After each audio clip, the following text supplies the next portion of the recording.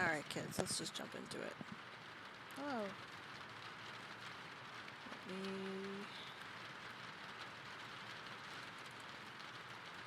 capture...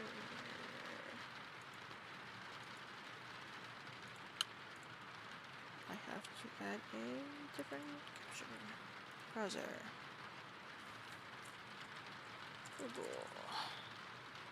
Okay. Nope, that's not what I want.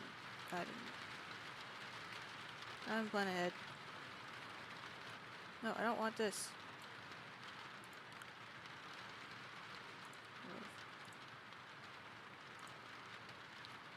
Display is what I'm looking for. Idiot.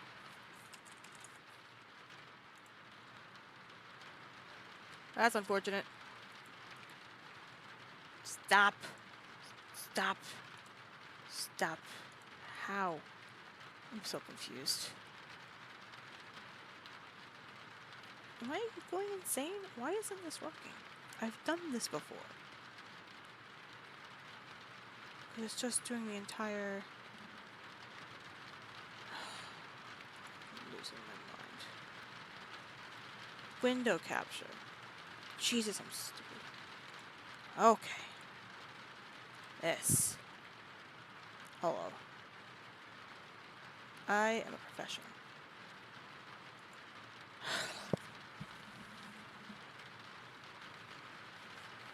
Honestly, I'm very tired today. Alright. Let's chill out the rain. Let's get to this shit. I've got the two things open that we're watching, plus Game Theorist dropped a Fuhnaff theory 40 minutes ago. So that's what we're doing.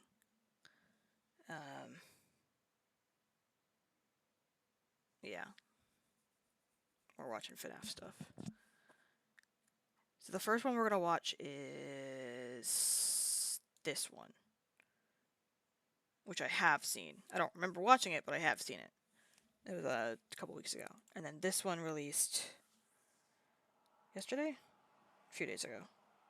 Friday. And then we'll watch the theory. So this is MatPat reacting to John, the YouTube channel Fuhnaff, you see it here, theorizing. So it's a lot. But it's better than me trying to play Fuhnaff and going insane today. And you can see, if you're curious, Fuhnaff Ultimate Custom Hellscape is something that I started working on, and then promptly got overwhelmed and haven't done yet. I wanted to try to put together every freaking... I need more caffeine for this. Bit of Fuhnaff information we have in one place, including all the questions we're working on, the different types of animatronics, this bit about each game that I haven't really jumped into yet. It's gonna be a thing. If I ever keep going with it, it's gonna be a thing. But until that point, we're going to jump into watching MatPat react to Fuhnaff, adding our 2 cents. Hopefully I can put this up on YouTube and not get, like, pinged. We'll see. If not, it'll be up on Twitch highlights, so. We'll see. Let's just jump into it and see if I get claimed and destroyed. Look, there's a cute cat. There's a cute dog. This is fine.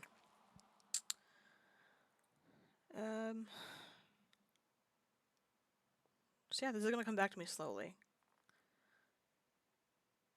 I think I should watch this. This is what, from a month ago, that's right. Directly following the Ruin release of all of us going slightly insane. I'm gonna put it at time and a quarter. Hold on. Subtitles on.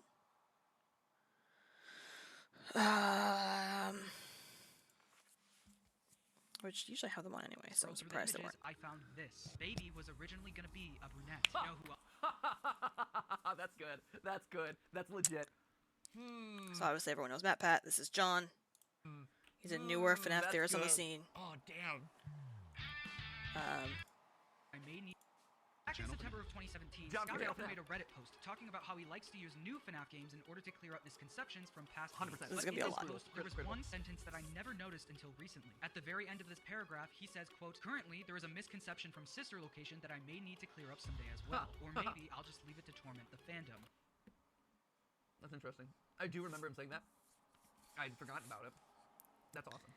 Great, I'm already hooked. I'm really excited to find out Oh, about I this. just realized 'Cause I'm now that he brings fucking- that up, I'm like, oh yeah, I did make a mental note of that one back in the day when he said that. I'm like, that was Quiet. weird. Because Sister Location felt Hold on. very much what you see, what you get. Hello. You know, like, There we go. it felt very explicit. Hold on. I was so focused on... That's not the right... I don't know what even I'm touching there. And I'm quiet. Hold on. Turn Matt down. Fix the window. I'm a professional.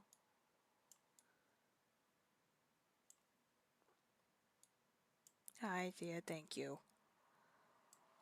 Here we go.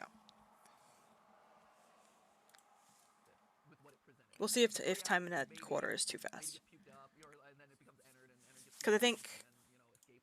he's watching John at time and a half, possibly. Which means I can't do the math, but for us, John's like at time and 3/4 or something. I'm curious. So. Check one out. But that whole idea of like Scott using the next game to clarify the previous game, it is so important to solving the lore. Like that's how we determined that FNAF 4 was 1983, right? That alone was one of the big moments. So, maybe that's the reason why there's never been a FNAF 7, because then it could have clarified what that stupid mound and what Midnight Motorist was in FNAF 6. Maybe we need a FNAF. Maybe Scott didn't know, which is why it didn't get up FNAF 7. I mean, instead. Help Like, Wanted bizarre is stuff. Winky face. basically. You're telling me that a full year after Sister Location came out, there is still something that everyone thinks is one way, but is actually the other? That one sentence sent me on a hunt for that misconception, and I think I found it. Don't forget to subscribe and So here's the thing about John. First of all, yes, go subscribe to John. Because he's, I don't want to say a child, but he's much newer to the FNAF theories.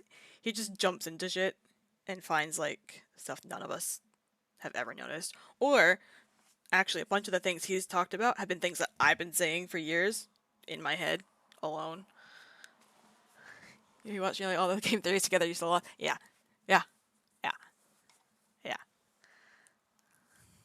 This is It's so much. We're all just lost now. We're all just adrift. So John finds a lot of new things that MatPat either hasn't thought about in a decade that this series has been released. It'll be a decade next year. Or just like he just makes them think about new stuff. a theory. Like Scott Huffman on the Reddit post, he usually uses new games to clear up misconceptions from past games. Like how he used the keypad in Sister Location to settle the Bite of 83 versus 87 debate. And now it looks like he's finally clearing up the Sister Location misconception with Mike's room showing up in Security Breach, and with the Yeah, I'm clearing up the stressed. Sister Location misconception with Mike's room showing up in Security Breach. I'm stressed about Help Clearing up Wanted the 2. location. Okay. So he's saying that thing I'm going to clarify at some point is the reason why Mike's room is here. Okay. And with the Sister Location bunker showing up in the Help Wanted 2 trailers. Yeah. Okay. Help Wanted 2 has the Sister Location bunker. Yes. I'm Something tells me stressed. he missed something big with that game. And I believe that thing has to do with Mike's room we go back to after every shift in Sister Location. Yeah, Specifically, the show that plays on the TV. This fucking The show. Immortal and the Restless is very prominently featured in the game, but no one seems to have come up with a clean answer for what it was trying to tell us. The show centers around a vampire and his wife. The husband repeatedly says that the vampire the baby is isn't not his. mine. Clara, I tell you, the baby isn't mine. Help me. Help. I've gone on the record to say this multiple times, where I'm like, the whole idea of kids, One of the Aftons and being I've mentioned this adopted. a couple times in my live reactions, and I've never been able to, and I've mentioned it briefly, I think, in one or two of the game theories that I put out there. I've cut Yes, it you from have. multiple scripts because I never know what to say about it. The idea of the baby isn't mine, and and even in the books, there's this repeated idea of like Afton stealing a kid. Like the original trilogy of novels is Afton steals away one of the kids, And in this, you have the baby isn't mine. Like, there's this repeated theme of someone here has. So yeah, in the books, Afton kidnaps Henry's son. I think Sammy's a boy, but it turns out to just be Charlie. It's a whole fucking. The books are. Kidnapped or adopted, I simultaneously want to taken read away from them, some other family, and I don't. It's a repeated thing that always happens, and But I've got my first book. If I, like, there's a couple questions I would ask Scott if I was ever Doing presented it. an opportunity to ask him actual direct questions about things. And I can tell that he's trying to say something about that in the game, and I don't know what it is because it doesn't fit. Is it Mike? Is like Mike kidnapped? Is it Elizabeth? Was Elizabeth not his? Was it originally Charlie? Because in the books, it's Charlie. Like, Charlie was, has these hallucinations of my brother was Yeah. kidnapped in the beginning. Oh yeah, Like, Tia. no, it was you the whole time. It's I'm like, lost. that Save doesn't make yourself. sense. And so I'm very curious to see where he's going with this because I've had the suspicion for a while that someone is not an Afton. So again, I have seen this video. I just don't remember a lot about it. or and someone then is the not next a one we family watch, I or have family not or seen. whatever. So Every single episode, he makes it clear Every that single time. although the baby is also a vampire, it is not his baby. which would make you think that it's Mike, right? Like you would think that because They're supposed to look alike. in FNAF 6, right? Which would be the game after Sister Location. There's a poster that shows a family photo, right? And you have the ventriloquist. Here, I can even show it. 'Cause And the look, we doll. live in a digital age, and I can pull up things. And the clown. 6. I still think something's up with that clown picture. I don't know. Something about that picture has never settled right with Yeah. me. Right here. So this one, right? You have Afton, the father, in purple.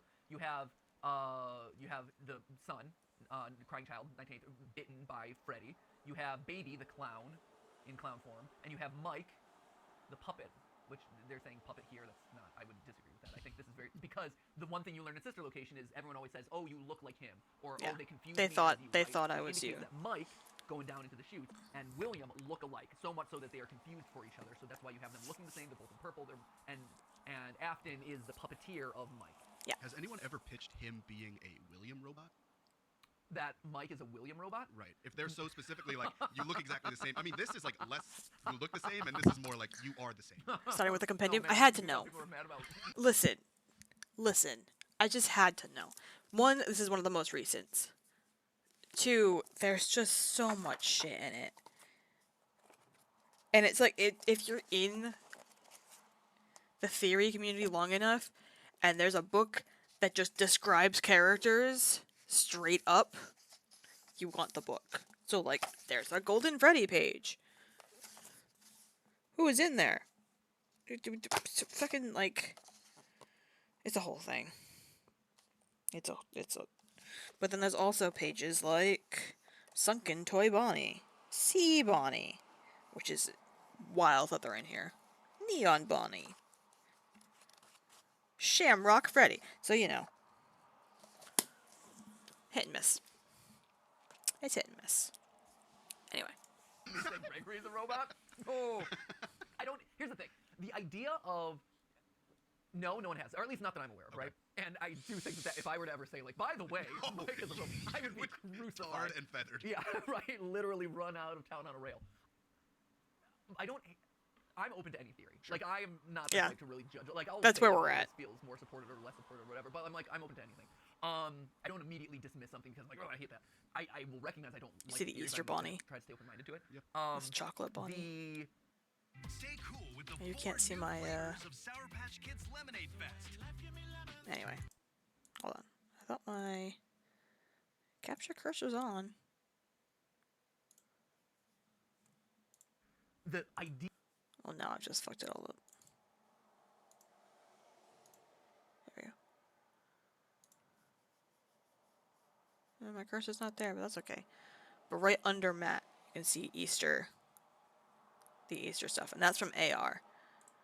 Idea that anyone in this franchise could be a robot or like a person disguised as a robot or a robot disguised as a person. Sorry, Matt, you're gonna get like is new, right? Like I think we were taken really out by the my first people lights to say, here. like, hey, You'll be fine. Gregory. I think Gregory being a robot, that theory was really the first time the door had truly been opened at a large scale of saying, like, hey, can some of these characters actually be robots? Yep. And now, Because the books have years been setting later, it when up. you go back to Sister Location, you see, and in the character encyclopedia and whatever, and all the evidence that we've talked about in some of the subsequent theories after that, the idea that William Afton was already working on robot humans Oh yeah. and realistic robot humans is laid out in Sister Location. Oh, yeah. Like, that is so clear to me at this point, and I think we all overlooked it because humanoids have always been very, up to that point at least, had always been very vague. You know, you had Balloon Boy, and it's like, what is Balloon Boy? Like, I don't know what he is, but he's a humanoid robot. It's still weird. Realistic looking. Yep.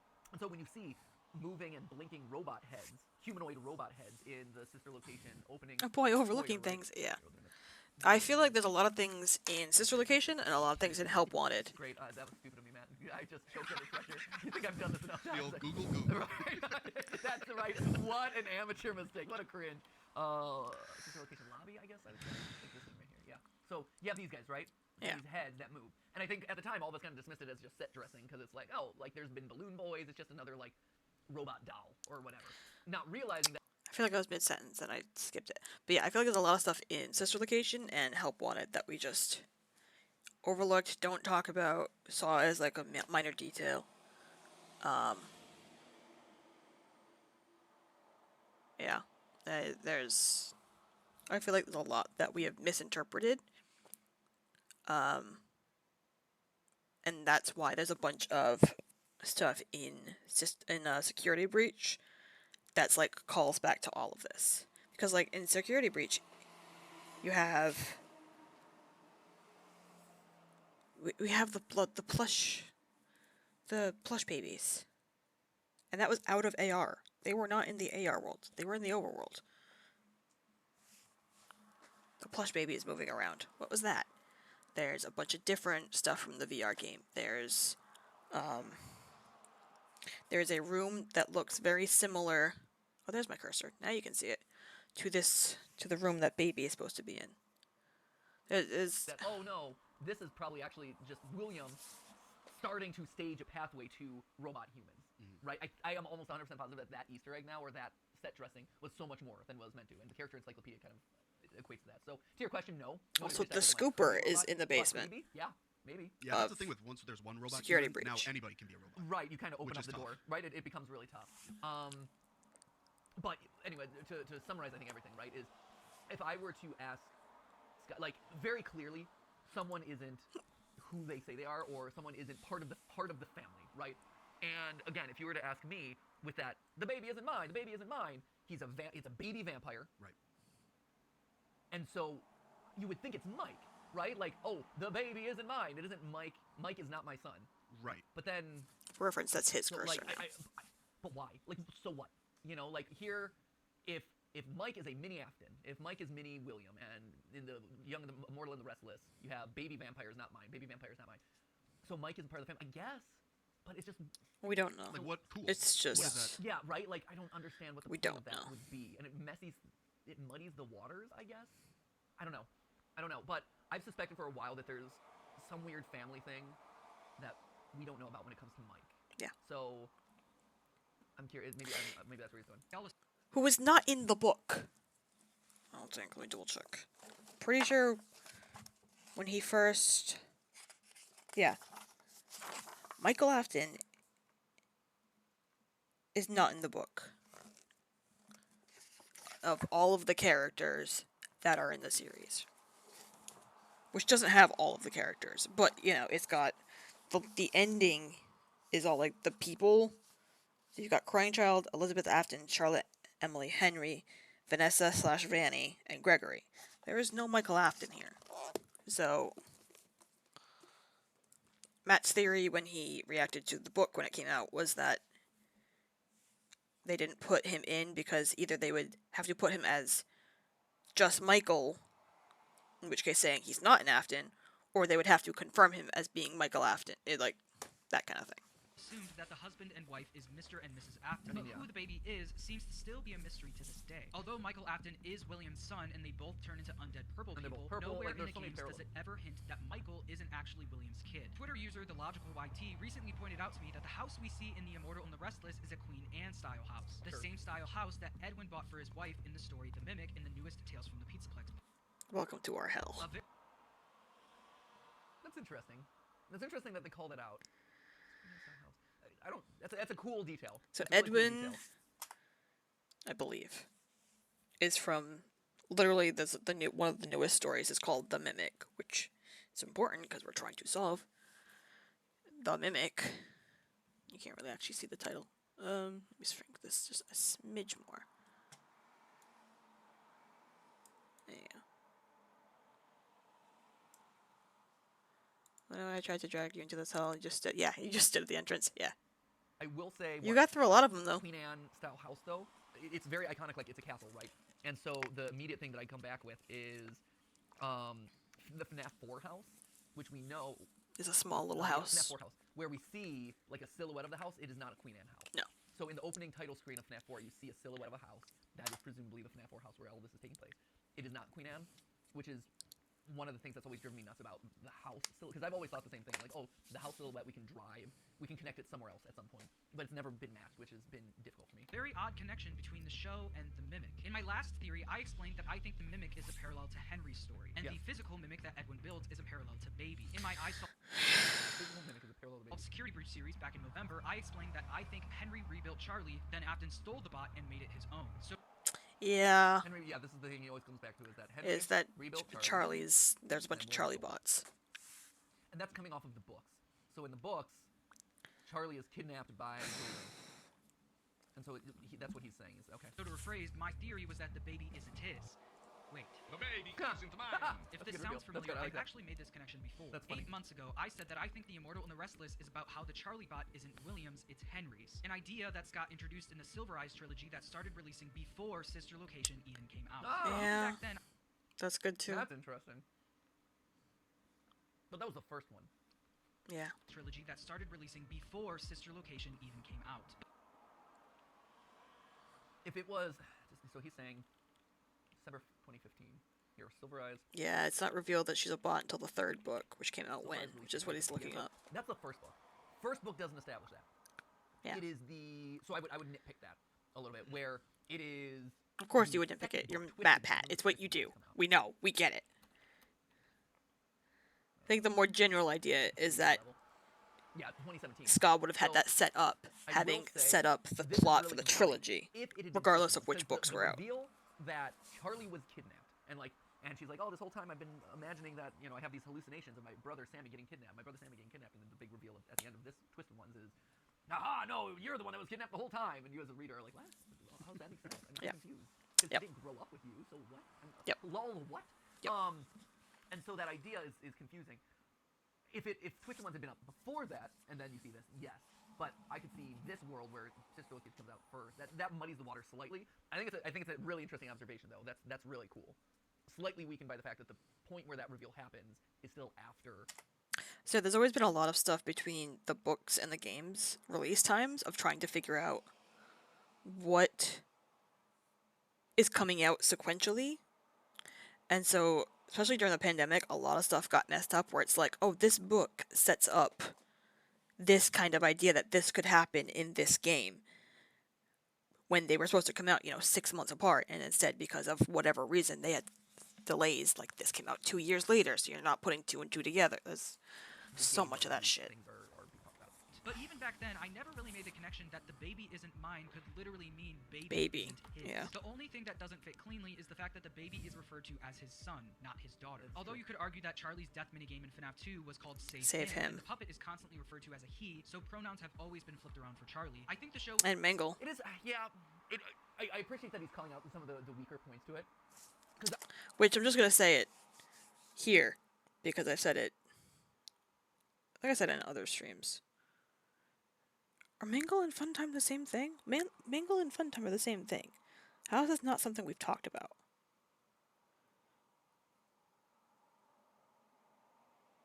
It just ended up. It's a whole thing. I'm mad. I would agree, right?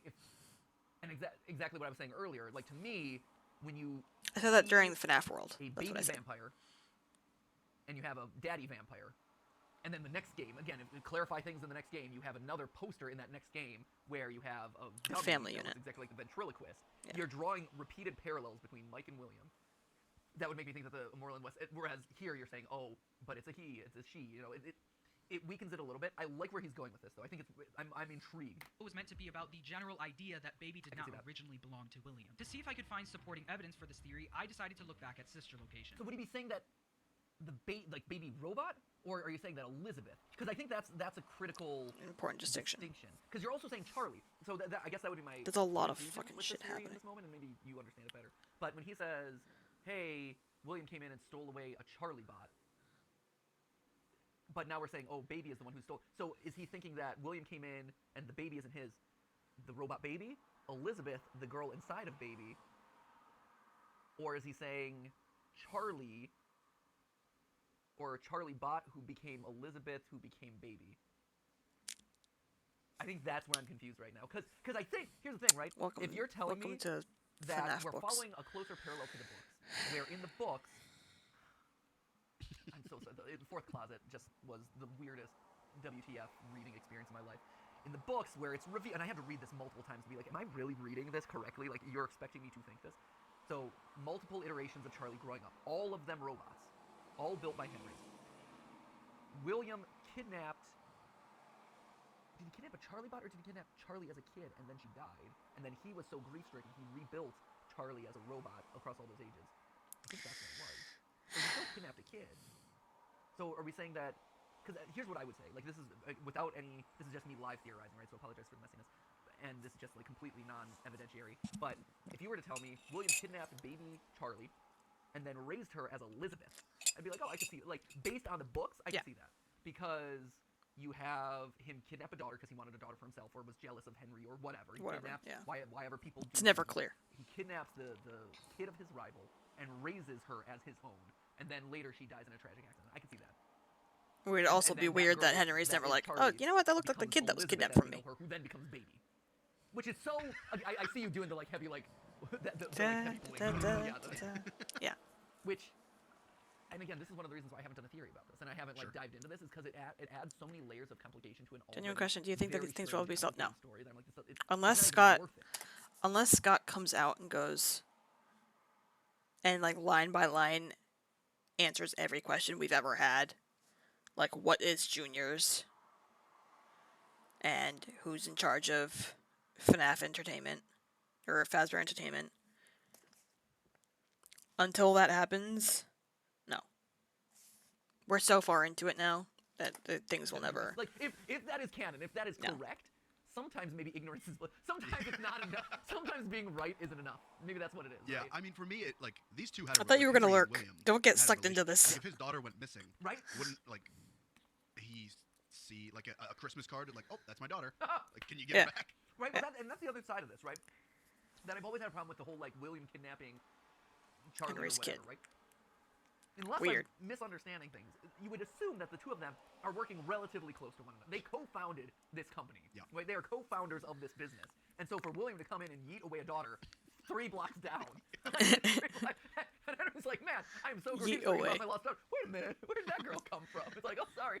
Like, in the way that This I game's just an envision this interactive world working, podcast from it doesn't Scott. make a whole lot of sense, but maybe there's a He world where there's freaked in the someone- stress of Final Fantasy 16. Oh, that came out. All right, keep going. While looking through the extras menu, I was reminded that Scott added the Forgot about making of some of the animatronics. Looking through Foxy Yep. and Freddy, it seems that Scott was showing off what he had in mind initially for the designs and colors of the characters. Yep. Foxy had more of a light pink He color hides than Freddy stuff did too, along with everywhere. not having Bon or a speaker on his chest. Yep. And I knew these weren't just placeholder colors because he fully rendered and posed them with lighting and everything before showing their final versions. This is how he imagined these characters looking initially before changing them for the final game. But I only showed you Foxy and Freddy. What did Scott initially have in mind? Good build up. His scripting's gotten better. I've noticed across all these reactions, he's figuring out the twist reveal. And, I mean, he literally spent time with MatPat. Man, I'm proud. I'm like a proud papa. I'm like, yeah, he's getting it. I see his. He's craft in some of their getting it. videos It's great. of That's exactly how you have to script this stuff. the Ban and now videos. here it is. And and you're like, some whoa, other no stuff. way. Yep. And for He spends Baby, time when I in the scrolled through studio. Images, I found this. Baby was originally going to be a brunette. Huh. You know who That's Now, good. who else is a That's brunette? Good. That's legit. Fucking Charlie. Hmm. Wait for it. That's good. Wait Oh, for the damn. picture. That's solid. I like that. scrolled through the images. hate it, but I found like it. This baby was originally going to be a brunette. Is that true, or is that just a weird lighting? Because the lighting does look weird here. It looks more muted. Yeah, I mean, it's I mean, definitely not definitely orange. bright clown red. Yeah. That's funny. That's really interesting. You can tell that I've watched this because I've got like the same lines, Charlie. even if Yeah, I no, don't mean, really yeah. remember it. I'm glad they showed this parallel because that's immediately what flashed. Yeah, I mean, Yeah. those two photos are. I mean, that's it. Yep. Yeah. That's good. Yep. The baby isn't mine. Yep. That's also, I like that a lot. This is solid. The Yep. word baby Yeah. being Being the the actual, tie. Yeah, I like that. as opposed to the child. Yeah. right? Because when he first said, "Oh, the baby," Pretty, I'm like, yeah, but the visuals, like, pretty good. the words being the parallel. Good job, John. He probably did it that way too, in case he wanted to change it. John's so doing if the I- work. If I'm Scott, I'm writing this in a way that's like. Look, I've written a bunch of It FNAF probably theories in my head, originally but I don't was have like- the and then he's energy like, to "Oh, make I'm not doing videos this." and Like, shit. I don't know, something changed. I don't have that in Whatever, me. go this way instead. Right. That's But also he the left thing. it open so you could go. God. That's the thing with these theories is like how much retrofitting am I doing into the story that Too was much. originally written, and how much is like, well, people think this is kind Too of cool, much is so the maybe answer. I'll make it say that. It's this cat and mouse chase that is so fascinating. It's like you're chasing a serial killer, except it's a serial. Okay, bye, storyteller. Goose. Yeah, retconner. Yeah, serial retcon. Have Like, I I'm gonna trivia? catch him one of these days. And he's like, well, you can't, because I've written my story to be like 3 different options. And then eventually I'm going to go this route, and you're going to figure it out 3 years later. It's like, it was there the whole time, ignoring all the evidence pointing in the exact opposite direction. Yeah. Because honestly, that's what it is. I will try to Here- enjoy my theorizing. And that's one of the reasons why I think when you're approaching this franchise and listening to anyone's theories, you have to stay as open-minded as possible, and you Yep. have to be willing to acknowledge the weaknesses and roll with them. Because this is really compelling. This shot on screen right now, that is really compelling. I see that and I'm like, oh, that is a great slam dunk moment. That reminds me of our grand finale of Dream Theory, where I pull out the alarm The clock clock, versus yeah. the clock chimes. And I'm like, that's the killer moment. This Which is also excellent. But in doing this, you have to ignore everything that we just talked about with the parallels with Mike. Yep. Right? Like the fact that he is set up to be a parallel. The fact that it's you know, that you have a visual parallel between these two characters. Like, I get it, but there is just as many moments that kind of lead you down both paths, and that's the trick with this franchise. Which Like, is there's what Scott so many- does. Gregory's a robot versus not. It's a bifurcated path that I think, I don't know, I mean, maybe this is me being too conspiratorial, but that has been crafted that way to leave options open so the community decides, and then 2 years later, in 2 games late, 2 years later and 2 games later, they've actually decided what route. they No, want I to think take. that's- They're I think that's well, absolutely blues were laid correct. out for you the entire time, and it's like, well, yeah, but do you understand why we're confused along the way? Yep. Which is, I think, one of the endlessly frustrating but also compelling things about this franchise, right? Yep. Is that they're smart enough to do it that way, to keep us guessing, and to leave enough there to keep us guessing until it's like, oh yeah, it was all about AI this whole time. You know, Security Breach obviously was about AI. Yeah.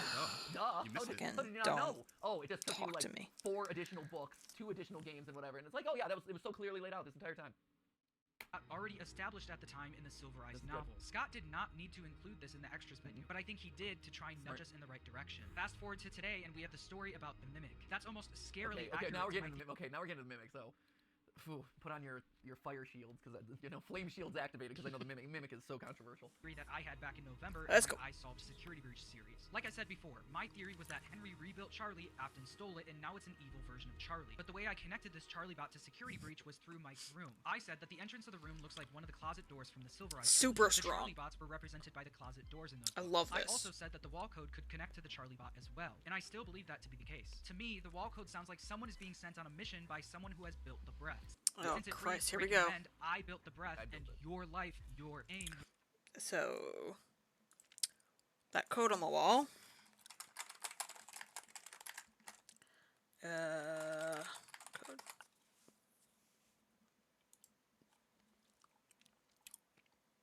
It was a whole thing with a cipher, but it reads these fucking triangles.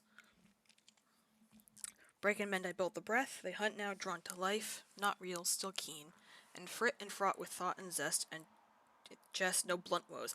You know how long I spent when this game first came out and that was first revealed, trying to rearrange that sentence into something else because it feels like a scrambled sentence because it's so absurd and it feels like it came out of Alice in Wonderland. Anyway, dodge, duck, flash, shoot, crawl, run, crush the vile band. Try not, cry not, try not. Fucking Yoda. Do not hold out hope. No. Oh, is that right? Hope not, maybe? I feel like that's not right. I feel like there's a typo there. Your life, your aim will save those with soul. That's the message that we're talking about here. So, Will save those with soul. They are telling someone to go do something, and I believe this could be William's message to Michael before sister location. I disagree. It has to be to Gregory. It has to be. yeah. I can see both. I feel really confident about that at this point, where, 5 theories later or whatever, like you finally figure it out. But like going back and rereading that for the umpteenth time, it finally clicked in my head. He's right. I built the breath or whatever. I built it. Right. She It just has to be closed it. William or it has to be Henry. And I feel like it has to be Henry. So the reason he's saying it has to be towards Gregory is because dodge, duck, flash, shoot, crawl, run, crush the vile band is, it's what you do in Security Breach. Which makes sense. Like, we get it. It's someone talking to Gregory. What John's going to go into is that it also, I think, if I remember correctly, or this could just be something that I've thought of, is that it also can describe a lot of the shit you do in Sister Location. It is what he's going to talk about, because I remember they get into a fight over shoot. But trilogy. wrong one. Just because, why would William want to build something to save those with soul? That is not a, like, because if you read that whole poem on the wall, Gifts, give his life. it is all of it. The whole thing is talking to Gregory. Run and jump and flash but there's a whole section of verbs, right? We talked about this in the previous series, but there's a whole section of verbs in there, and all of them are things that Gregory and only Gregory do, only across the entire franchise, right? So it has to be from someone wanting to save kids, save entities, or save entities with Let's souls, keep this open for now. robots, whatever, freeing the souls, which was Henry's last gasp, like finally we'll be able to set you free or whatever. To Gregory, and it has to be Henry to Gregory. Like, I feel like that has to be. It doesn't make sense if it's William, and there are no other builders in the franchise unless it's someone completely new. So I feel like it has to be Henry to Gregory in that. Now, everything else around there, I think remains to be seen, but I feel really, really strongly about that. And who knows, maybe Gregory is, like, rebuilt, or who knows, right?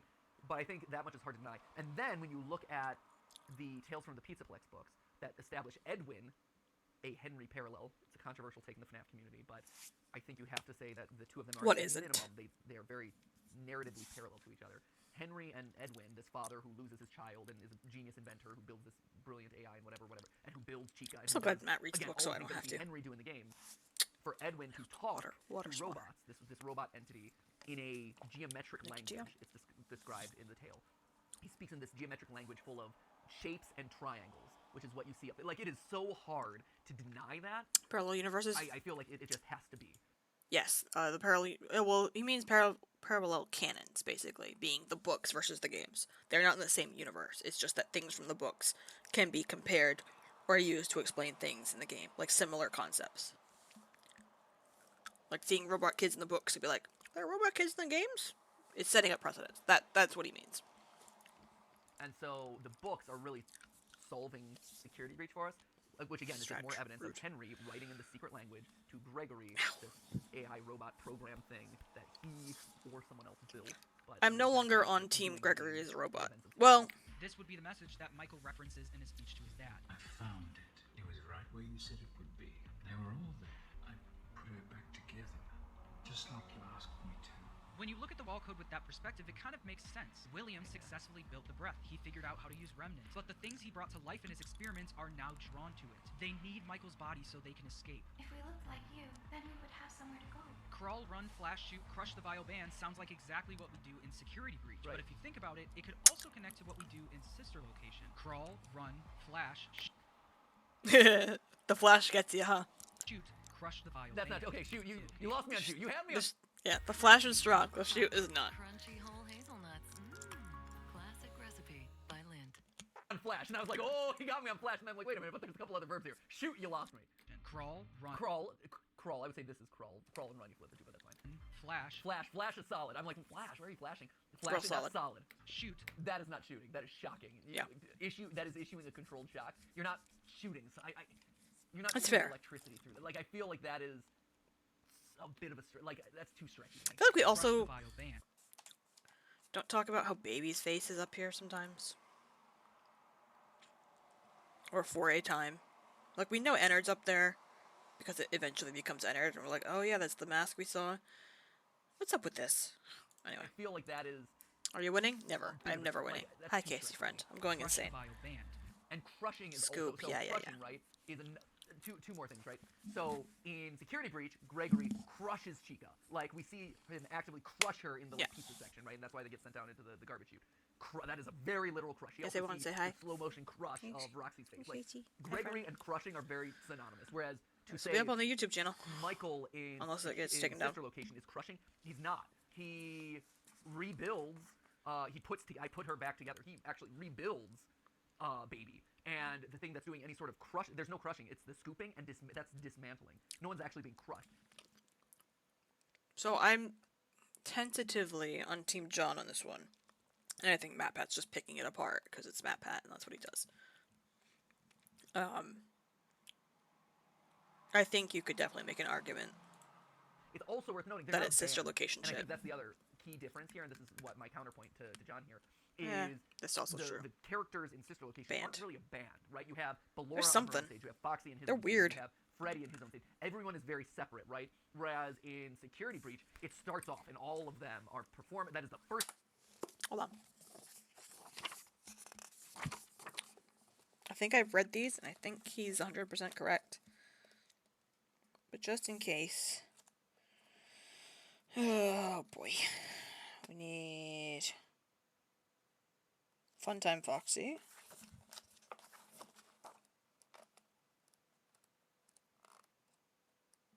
Because, I mean, Funtime Freddy has a microphone. Funtime Foxy...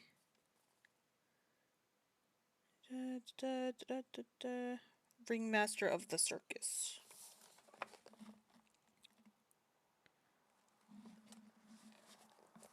Special skills.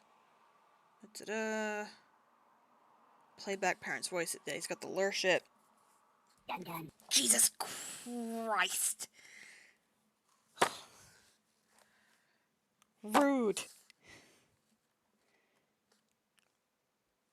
Fuhnaff Foxy seems to be different on stage and off when performing as the ringmaster. He's an extrovert.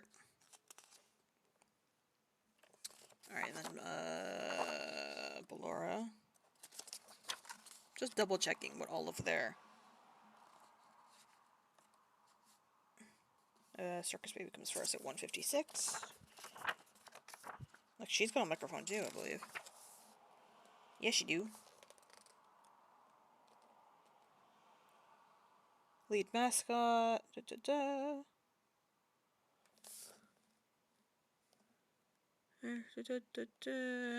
Yeah, she's got ice cream and all that shit.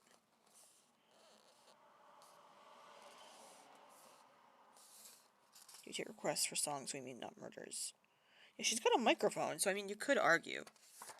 Yeah, too, you scared the bejesus out of me. Ballora dances. 164. Here to dance. Ballerina with her own gallery. She can sometimes be heard singing. Just true. So, I mean, you could also... I mean... And who am I left with? Funtime Freddy, who would have been way near the beginning. And Helpy, I guess. No, Helpy wasn't... Hand Unit was. Funtime Freddy.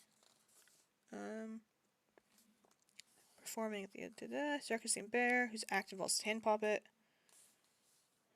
Mimicking. Yeah. I don't know, you could make an argument that they're a band. Or that they are at least musically inclined. First thing you see, like, welcome to Freddy Fazbear's Pizza Collection. They're all performing on stage as a band. And bit by bit, you crush the Vile band. You crush them all. Keeps putting this back. Literally, in a very literal way. So, I like a lot of what you're saying. And you almost had me on the floor. Like, that was solid. But I think that there is a more literal and a more one-to-one interpretation there that is more supported by the games, which is that all of that's happening in Security Breach. That's William warning Michael about the fun times, but he tells him to stay focused because his life and his aim will save those with Soul. Michael is going to save his sister. It's also against the character of William. Like, William does not want to save things with Soul, right? I mean, yeah, but if it is his daughter... So for William to be like, save him with Soul, it's like, he doesn't care. He's the one who put him there in the first place. It's like, hey, can you go recycle that This Soul is gene? the That's one like- accident, though. This is... The one time it went wrong is when his daughter got Regrets. scooped. Undo. Sorry. No, it just doesn't make sense to me. I could understand that.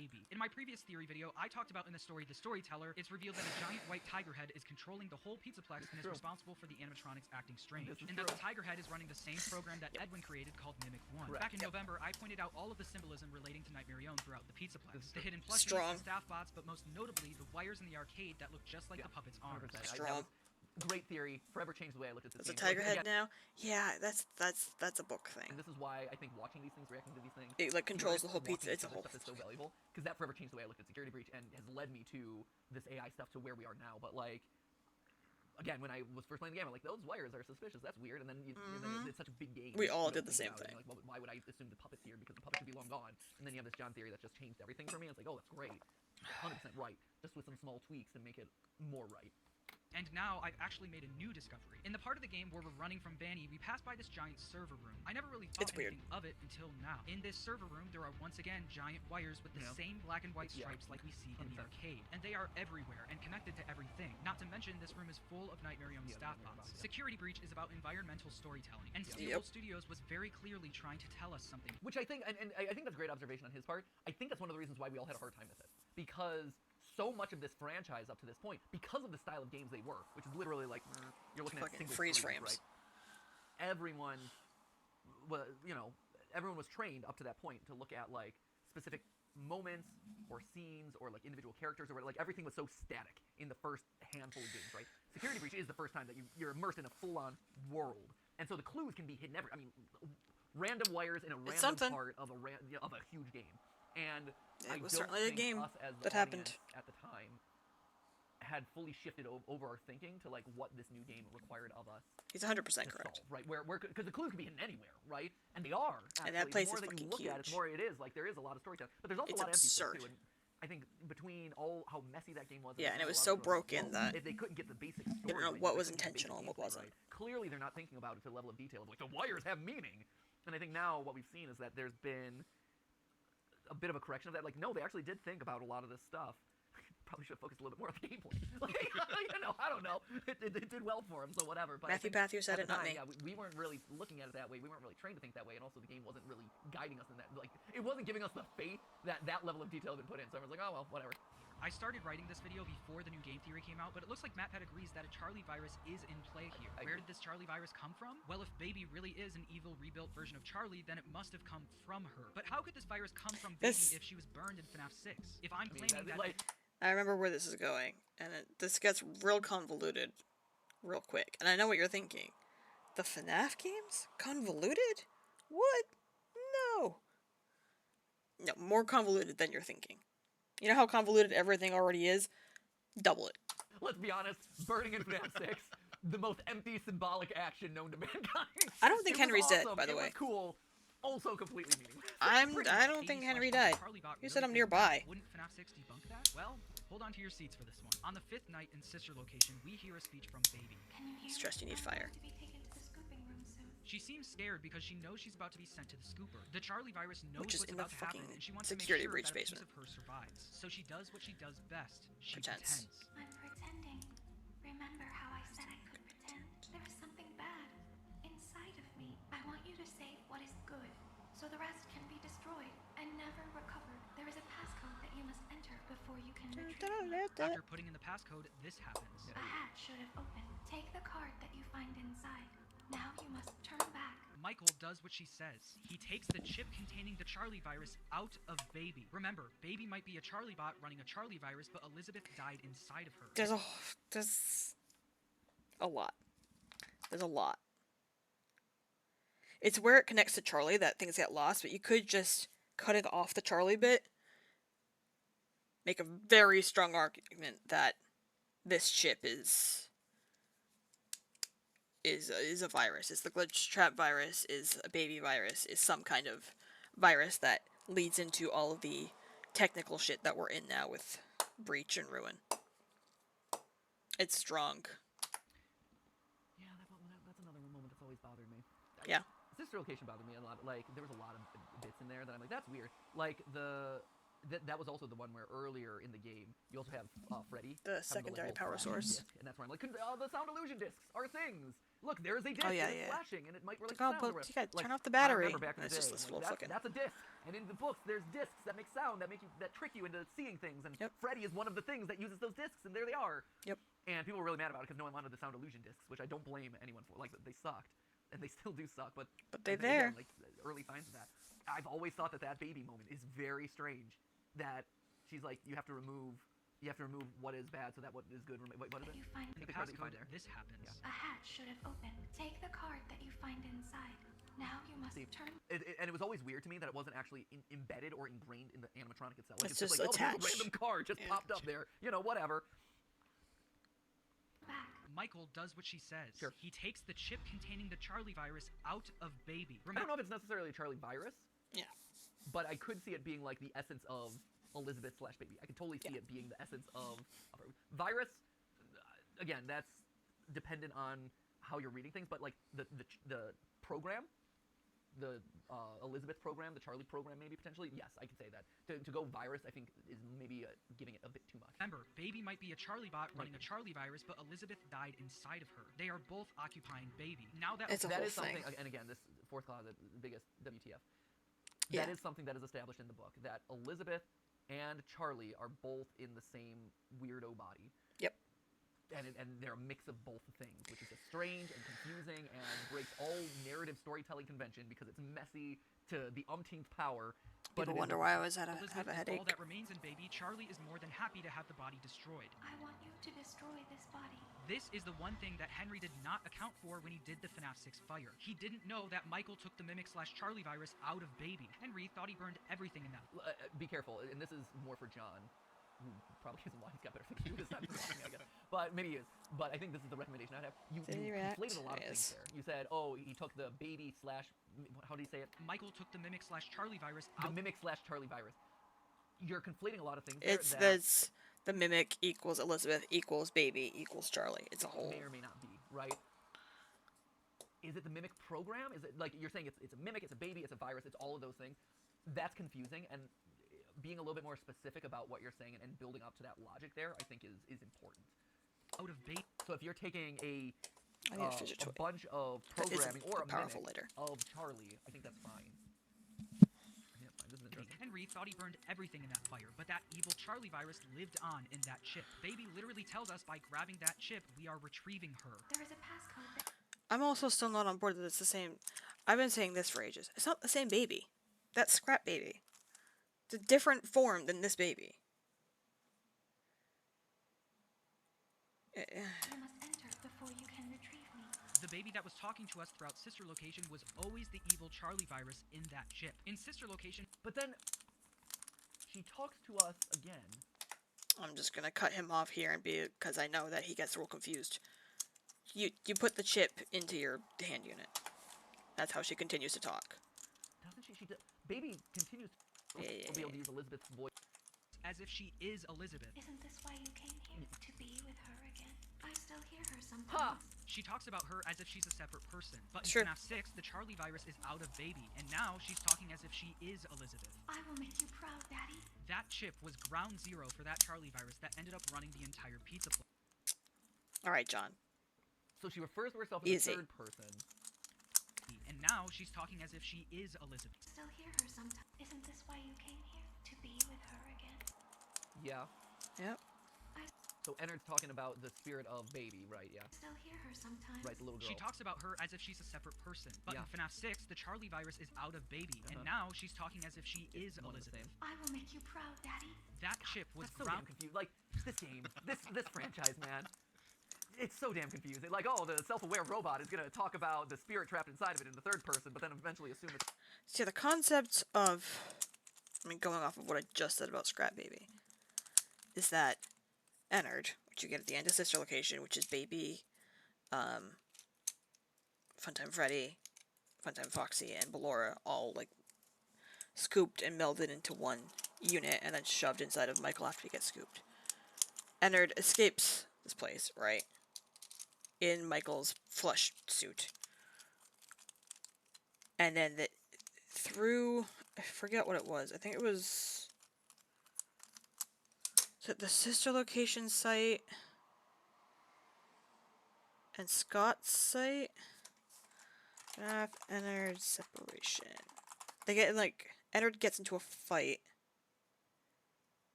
and then separates, and that's why you get Burn. Not Burn Trap. Fucking, what's it called? Funtime Freddy and then Scrap Baby show up at FNAF 6, when the last time we saw them, they were entered. Does it say on the wiki? Hi, Nick. I don't know what stream you're looking at that's a super cool streamer, but I am also here.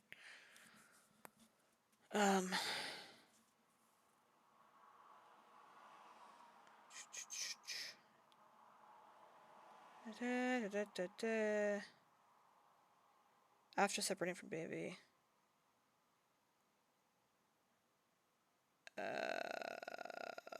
Real ending?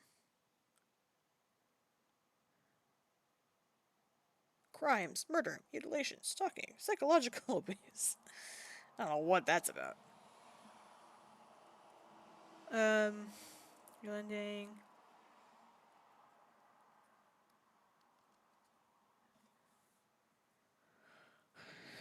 Alright, Michael's body was starting to decay. Forrest entered out.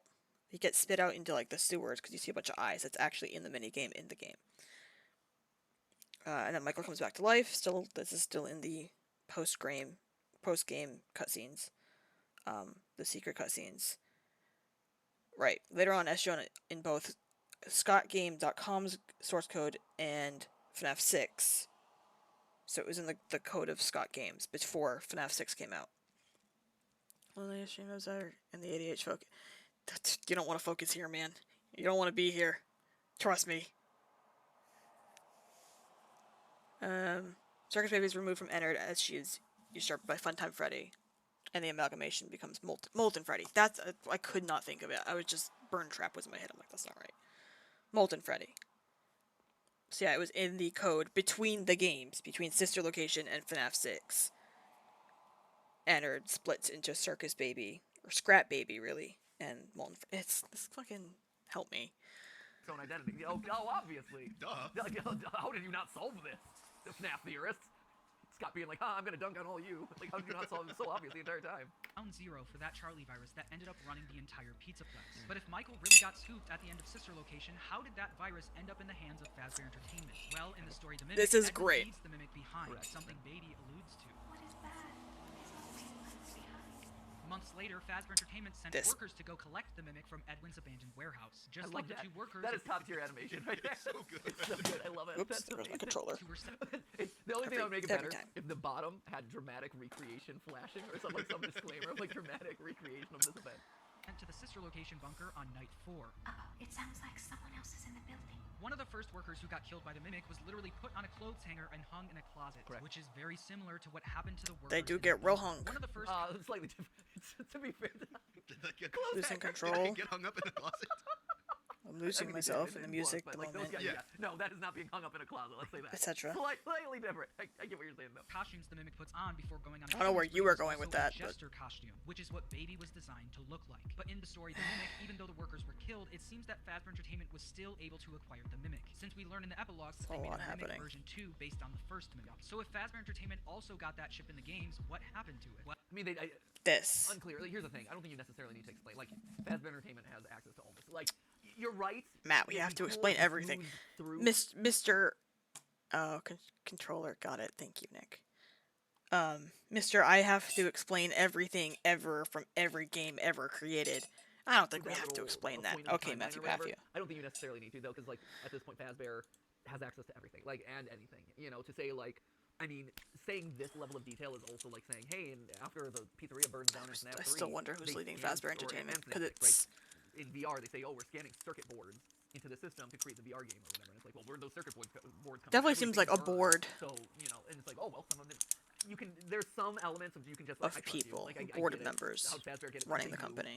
Well, to figure that out, we'll have to look at Help Wanted. In the tapes we collect in This Help Wanted, we part. learned that Fazbear Entertainment dropped off a bunch of scraps and circuit boards to scan into the game Hey! to speed up Where'd development. they get They those sent from? us that stuff in the first place with no explanation. Told us to scan it. It was just junk, circuit boards and things like that. I believe that I one like of the this. things they It's scanned great. into that game It was was- that chip. If you yeah. haven't noticed yet, the chip also has 2 lights on it that shine one specific color, green. The All same right. color that Glitch Trap is in Help Wanted, and that is closely related to Charlie. So they scan the Charlie virus into the VR game, and she shows up as a rabbit? At this point, I felt like I was onto something, but I immediately hit a wall. Why would the Charlie virus take the form of a rabbit that tilts its head and waves? Yes, the rabbit is green, which would make sense, but why a rabbit? Well, if the mimic really is our baby/Charlie bot parallel, what does the mimic virus present itself as in the books? A white tiger. The same white tiger that it used to carry around in plushie form. But did Charlie... Wait, what? Why? So why is he a rabbit then? We'll get there. What's Matt, give him a second. a white tiger, which is Let him not cook. a rabbit. So follow me Let him on cook. this. Let him cook. I'm still waiting for the rabbit. I think it's about to come out. Yeah, I'm excited because I'm like, that's not the same animal. Did ever carry around a plushie? Not in the games, but she did in the books. Its name was Theodore, and it was a rabbit that could, quote, wave his hand, tilt his head, and play a recording of Henry saying, "I love you, Charlie." Once again, Charlie carried around a rabbit that could tilt its head and I wave, like it. which is exactly what we see Glitchtrap doing in Help Wanted. I like it a lot. I hate that I like it, but I like it a lot. Okay, so Charlie's that. That's then the face. in in the book, the kid carries around his white tiger, and that's his plushie, and then the plushie ends up being the AI. Yep. Like a tiger rock. Here's the thing. Okay. Something a ton of people in the Here, real quick before. which is exactly what we see Glitchtrap doing in Help Wanted. And then he takes a turn here. The turn your head and wave. That feels stretchy to me. I like it. And again, maybe this is just one of those. Or stretchy as hell, green, but so is the entire I see why franchise. you're saying, oh, it's green and it's glowing green and this and that. Green is also the color of Elizabeth. Matrix, yeah. In general, like I know that we're like, oh, green could, because to be fair, like in our recent theories, we've also said that green is the color of Charlie in a lot of cases because of the bracelet. Yes, so I totally see that. I don't want to be hypocritical at all. Yep. But green is also Elizabeth, so like you're already dealing with kind of that trick. Glitchtrap being green. It's an electronics thing. Yeah, I mean, not 100% sure what to say about that, but I will say that the big thing to me, and I think the big complicating factor there is, you're right, she might be carrying around a rabbit or whatever, but the fact that it is in Afton's original suit, that's the big pushback that I would have. Like, if I'm prioritizing layers of evidence here, for This is what I think of to appear in the full... as our initial explanation of why it was green. It's just like the standard idea of code now, because of the Matrix, is green, you know? Form of a hand-sewn golden rabbit suit. It's weird. Why would it be that way? Yeah. Like, sure, if it was a large-sized version of the bunny, you know, like make it look like a stuffed animal or potentially something like that. But it's this is very definitely clearly, like murder Glitchtrap, suit. as he walks around in his vest and all this stuff is very, very, very clearly like an early version. if FNAF not the actually takes first place in the version of Matrix. William Afton's bunny. That's literally where we're at, though. I wonder if the M in mixes stands for Matrix. M? Matrix. It's an X. M-X-E-S. Matrixes? No. No, first of all, it would be matrices. Oh, Tia, why have you done this? Outfit. Someone has to have That figured out what is a MXES hand-sewn, stands that's for. a big thing. Like you look at, you see the stitching on him. Like the I movie feel Matrix. If Oh, I I'm know. ordering and prioritizing my evidence, that would take precedent over just the general color of him and the general vibe of like a. Because when I see green, right? Yes, you're right. It could be a I'm just parallel gonna go to into Charlie, it it could be right a parallel to Elizabeth. It could also just be like computer code is just green, like the Matrix established, and you know, yeah, you're pulling from a specific source. Yes, I but have seen the this. Yes, I Matrix knew what he was specific gonna say. touchstone that it established, like, But when you think also- of code and digitized things, they turn Green. green. They turn this like neon green and get digitized into the Matrix or whatever. So in a lot of ways, when you think of like what is the stereotype of code or digital entities, green is kind of that color. So that would be the cross, as opposed to something that's very specific and seems very intentional, which is like, oh, green bunny, purple eyes, or sorry, hand stitched bunny costume, purple eyes. I'm green That to feels the really on point and really Nailed specific it. for me. Something a ton of people in the community This have part pointed out about Glitchtrap is that he literally has tears streaming down his takes a face turn. and spit on his lip. It's also weird. All of it's weird. That is strange. Disgusting. Right? That's just Yeah. unsanitary, man. That's gross. Things take a turn. This connects directly to what happened in the Mimic, with Edwin crying and spitting on the Mimic as he beat it up after his son's death. So do I think that this... It's stretch. Yeah, that's an interesting parallel. I don't think it's one and the same. Like, yes. I mean, you gotta have some as you reason, weaker but evidence than also before, but I stretch. also see, like, to say, oh, he cries and spits. But Also, completely out of context. Can we talk about how the fucking handprint has been confirmed in this fucking book? The handprint that we talked about for years. of whether this handprint even existed. Where'd it go?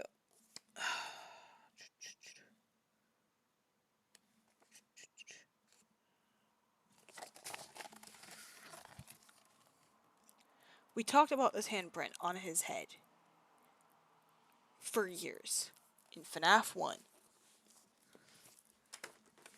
Let me pull up the fucking image.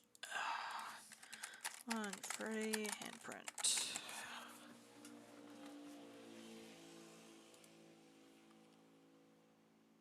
It was very faint here. And we were always like, is that like a handprint from someone being like trying not to be shoved into the suit? This is from the first game.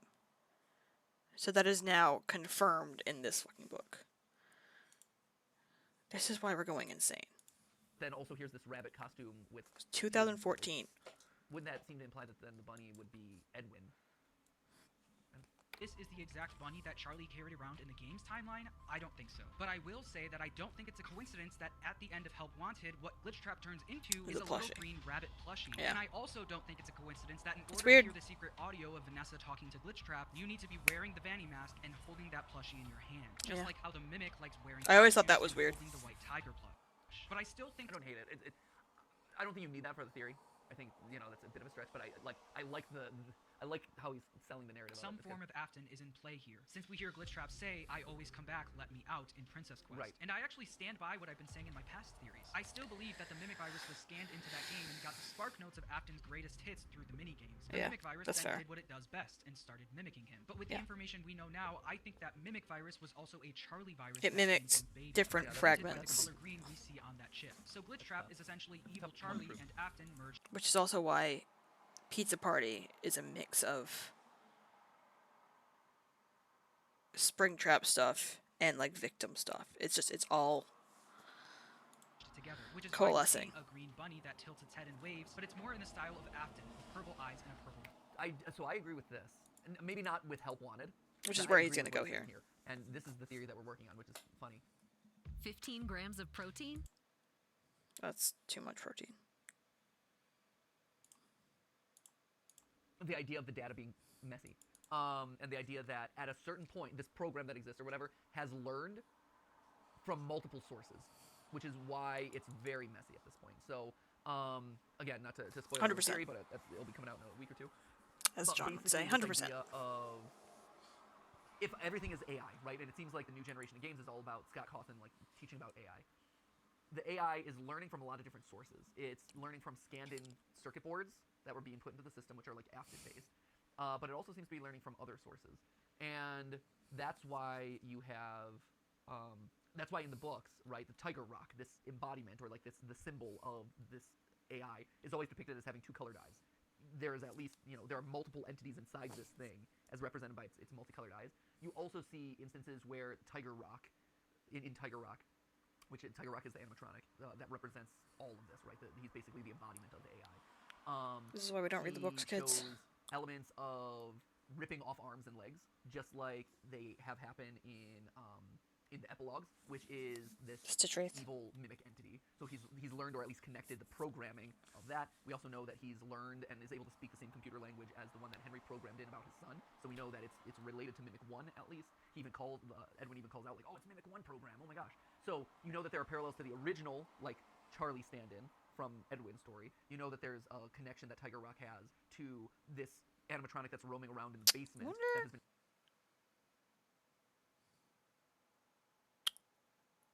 Now that he mentions that there's two mimics, you know, there's the original mimic, and then there's this secondary, there's Mimic 2, you know.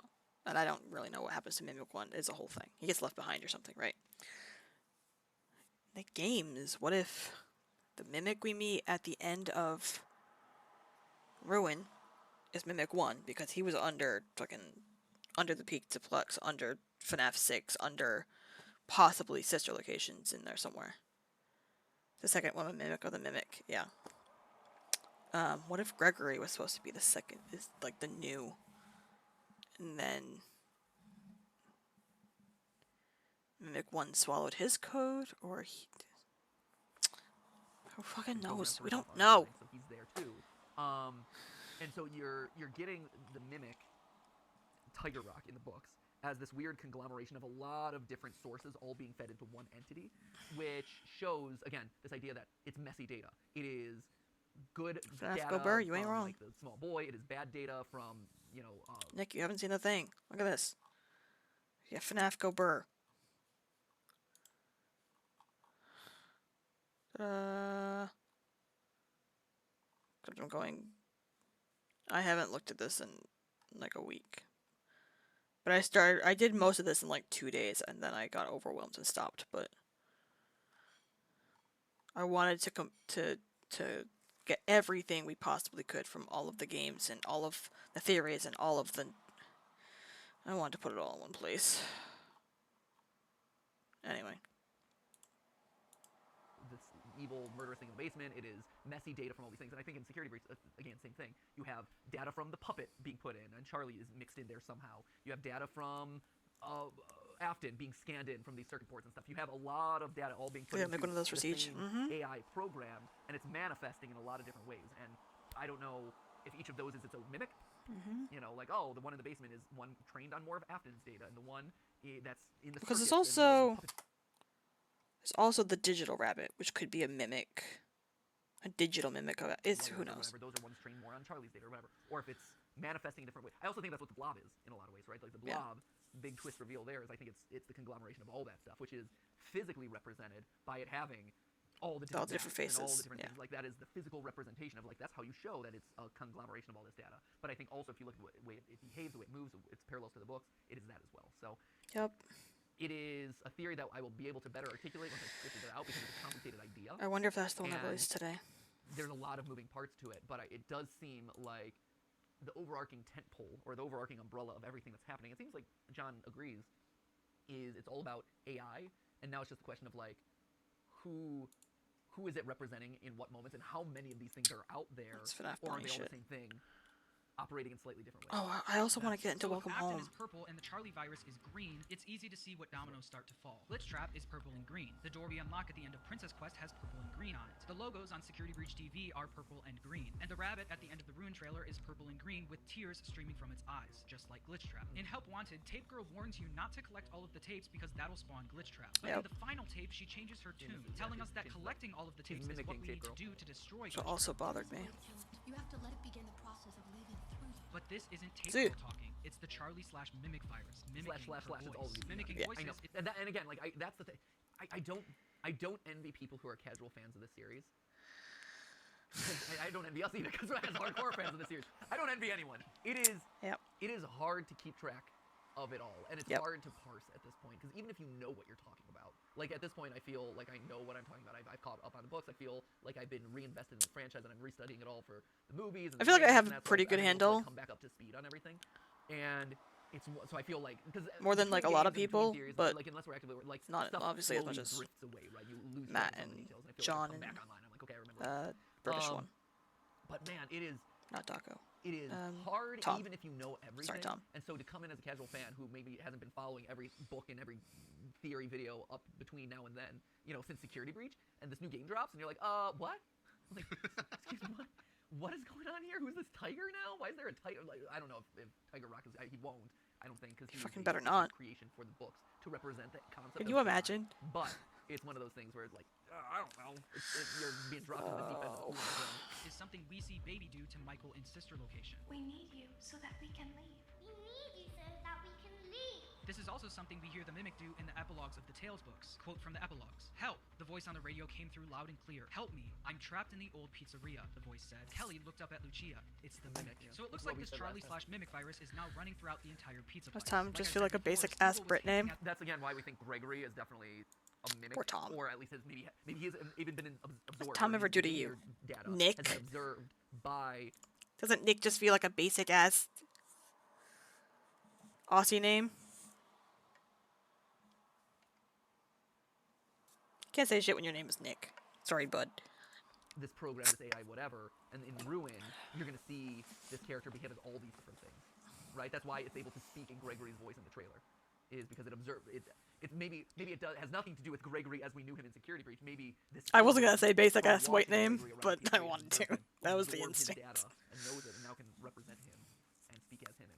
this through the environmental It would be storytelling. weird to And bring there's Gregory one up. part of the Pizzaplex filled with environmental storytelling that hasn't made sense until now. The Endo daycare. Why would the Endo hate- need a daycare? I've been talking about this for ages. They're experimenting on kids. I've been saying that kids were down there. They must have been. And now it's filled with endos. I hate this area, and I've been talking about it since Security Breach came out. Because we don't talk about it enough. Well, it's because they're literally being run by a virus. Especially that the is meant to Nightmare be a Own. child. And like I said back in November, you can Dead find end the room. Nightmare Own plushie This in thing. daycare in front of a This room.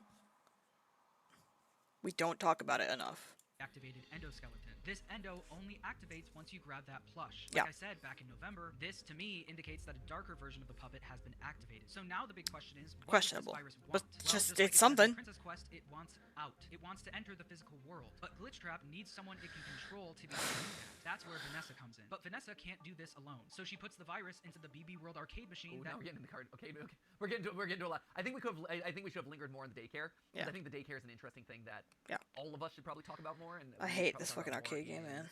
A game theory at some point, because yeah, we kind of skimmed through that. And again, it's one of those things that we all rushed. I through wonder. the game. There were I very he clear might moments get where it's into like, oh, that this is here clearly a in lore moment. This is the very new one that I clearly- haven't like seen. The post-it room. It's like that's very clearly a lore thing. But in the process, you know, you were grappling with glitchy mechanics and that. So those storytelling moments of yeah. Like, why does it end with fucking sun and moon? Why does it end with eclipse? What does Balloon Boy have to do with The eclipse? basement where there's a bunch of like, why is there a daycare for the endoskeletons down in the basement? It's like that's weird, and we never stop to think about it because you're just moving on to the next thing, or like there's It's a whole, weird. like where you upgrade Freddy. That's also weird. I can't eat these, so why are you giving me an ad for them? Upgraded area has a bunch of endoskeletons just hanging around in cages and in like training rooms and stuff. Like, And why? something broke Well, out. Maybe it is. Like, and again, this goes to what we're. Which is also something we don't talk about. If you're looking at Freddy, looking at the containment thing that you upgrade Freddy in, right? You've got the weird, very random, also that we don't talk about, Endo, that's just standing there twitching. Never moves, just stands there and twitches. To the right, there is a couple of cells, one of which is, I believe, a security 10, and the glass is broken out. What was in there? What escape? Like, Thing earlier about like feeding it data. Maybe each of those endoskeletons is being fed a different subset of data. Hey, you're being fed the Afton data. Hey, you're being fed the, you know, all data, and they're trying to find the right mix to find the right behavior or whatever. Because that's how AI language learning models work, right? It's they're being trained. Off the of fucking existing data, Petscop and it's just what you put generational into it. data shit. So maybe that's the reason why there's a daycare center or whatever, because we're seeing how they all behave once they've been. God, infused y'all with should be whatever so data glad I haven't introduced y'all to Petscop. You're welcome. they're infusing. that none other than Gregory ends up playing. After Gregory also gets possessed by Glitchtrap, she moves the BB World This is machine weird. into the secret daycare room. I But did. Vanessa still has I work did. to do. You No, you're right. You and Maham had to suffer. can actually see her plan through Vanny's spray Mostly paint you. at the end of daycare. She needs an endoskeleton to put him into. Yeah, this is... Yeah. Yeah, I think that's fair. This is always See, but now we know that he doesn't... We don't... It's not Glamrock Bonnie's bothered me, and Endo. I haven't gone back and rethought about it with my new understanding of, well, it's AI, and we're training. Again, the idea of like, oh, we're training AI has shifted again how I look at this stuff. But it's You have to really look at everything over again. that all of this is somehow based in this mimic program, which is again like it's easy to lose track Miserable. of when you're talking. The word you're Mimic looking one, for Mimic is two, who's miserable. Who's Mimic 2 is Burn Trap a Mimic, whatever. I think that's thinking about it at a level of great. I think Burn Trap is Burn Trap. I think Burn... I mean, Burn Trap is just William. It's OG Afton in Springtrap. Has to be. There's no other explanation. Has to be. granularity that you can get to, but I don't know if we're ready for it yet. I think you have to broaden it out. Think about it as an AI language learning model, and all these different tranches of like, we're feeding it data, we're feeding it data, what data are we feeding it, where are we putting it? This now makes sense to me. Oh boy. Training some. This is AI why none of you to talk to me become anymore. Afton, and they're feeding it Afton data to become this. I think that's what. Because why would there be two bunnies? This is always confusing. Why are there two bunnies? Why are there two bunnies? That doesn't make sense. All of Now it's done. all of the doors are weird. Vanessa training someone, a robot, to in become a new Afton. the And endo that is section. who you see at the end of the game, which is Burn Trap, but is really an empty endoskeleton in the suit of Afton, trained on his data, which is stupid. Again, So calling me how out would with you the know reels. this? You would have no idea. This would make no sense. And again, you go back and you look at security breach and everyone's confusion over it and everyone's dismissal of it in a lot of cases. It's like, I get it, because none of this is clearly communicated. And you're also, and again, remember, you're also dealing with patient 46 and these mysterious tapes there, and you're also dealing with codes on the wall. And why is this sister location room, Mike's room, sister location, like in the Pizzaplex of all places? And you have to And then flash Snapchat, it and there's with a blob, and camera. there were so many things. And again, the idea of Freddy Spaghetti that I keep throwing out. All right, Nick, calm that down. gets thrown against the wall and seeing what sticks. It's all, and the weird thing is, it's like all of those things. Yeah. But how they all work together is something that I think only now you can really start to parse through or figure out, because the books have, in a lot of ways, been holding our hand through that process. And I think it's no failing of ours. I think, you know, the idea of AI. Oh, it's absolutely unstealables. Is such a foreign concept and such a foreign Setup. layer to add to this franchise. But now that the books have made it clear that that is a big part of it, it's like, oh, now I see how it layers in. Now I see where those puzzle pieces were. Now we can start doing it. But yeah, if you just take what we knew at Security Breach going into Okay, it, let's yes, do there was this a lot of up environmental storytelling that we bit missed. so we There can was get to also the new video. a key linchpin or two in there that needed to be communicated that we would have never been able to figure out on our own. And who better than the animatronic animal he's trying to mimic? Vanessa uses Bonnie's endo and puts the Afton No. virus. So this came out a month ago. I don't know if that was before we knew that Glamrock Bonnie was still in Bonnie Bowl. But yeah, we thought from the beginning of Security Breach that Vanessa / Vanny had killed Glamrock Bonnie, right? Because he was nowhere to be found. He had just been removed, and we didn't know why. And then basically pulled him into the basement to create a space for Afton to put the glitch trap virus to give him a body, right? And we've been saying that for ages. But now we know that Glamrock is one, we finished the game and it's like, oh, there's bones in that suit. There's bones in Burn Trap. There's like sinews and a skull. Weird. And then it's like, oh, and Glamrock Bonnie is still whole behind Bonnie Hole. Bonnie Bowl. Bonnie Hole. Different. That's the porn version. I can't believe I just said that, sorry. So we know that it's not Glamrock Bonnie's endo. It has to be, considering it contains the bone, unless someone 3D printed some bone and put it in there, that has to be original Springtrap with original William Afton's body. Inside of it, successfully getting Glitch Trap out of the game and into the physical world. Instead of viruses and stuff, I think it's like trains it on Afton data. I think that's the way to put it. This is now what we know as Burn Trap. But like I said before, this virus. Burn Trap is just Springtrap. This is now what we know as Burn Trap. Like, look, he's got like humanoid teeth. He's got teeth, man. Because it's a skull. It's just Afton. He's got a human face in there. It's Afton. Which is frustrating. I don't think he's necessarily wrong. I think that this is actually a very good idea, and it largely aligns with a lot of the ways that we internally have been talking about the series, especially in the wake of the books and where the books have been leading. But then you look at this very screenshot, and you're like, he's got teeth! It's just Afton. Then how's Endoskeleton got teeth? If you look at, let's take a look. Springtrap.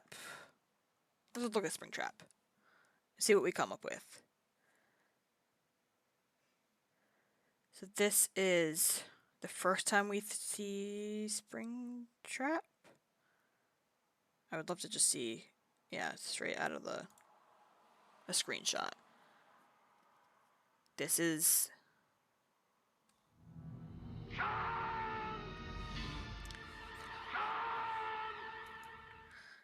Let's not talk about Star Trek lore. Let's not go there. I'll get depressed. So this is original Springtrap, right? This is FNAF 3, the first time we see Springtrap. Actually, this probably is it, because I think this scene might be from the trailer. But this is the jump scare you get, right? There's the teeth. I mean, you could obviously say there's not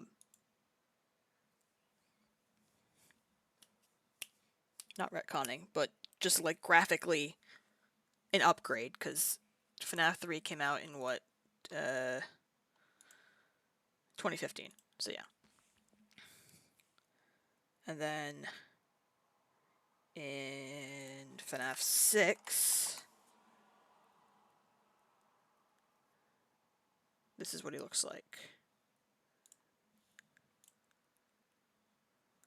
I'd rather have it in big. Can see big? That's good. So there's a couple of teeth. The ears are... Yeah, actually. You know what? I will take that.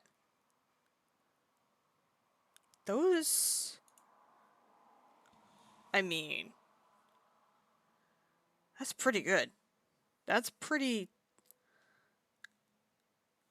legit. Because you have the one gone ear and one... That's pretty... damn close to be the updated version. And this is also what we see in Ultimate Custom Night. But you see all the muscles and the tissues here, right? Like you see that there is a corpse or a body or whatever you want to call it in this suit. Yeah, it's gotta be. I don't give a shit who says what. It's Afton. It's gotta be OG Afton. Is this... I don't know if this is legit, is the thing. It's the thing, there's so many good... yeah, this is a rendering, so I wouldn't take it at face value. There's so many good, like, fan arts and fan creations that I no longer know what's real. This one might be the... or at least much closer to the original.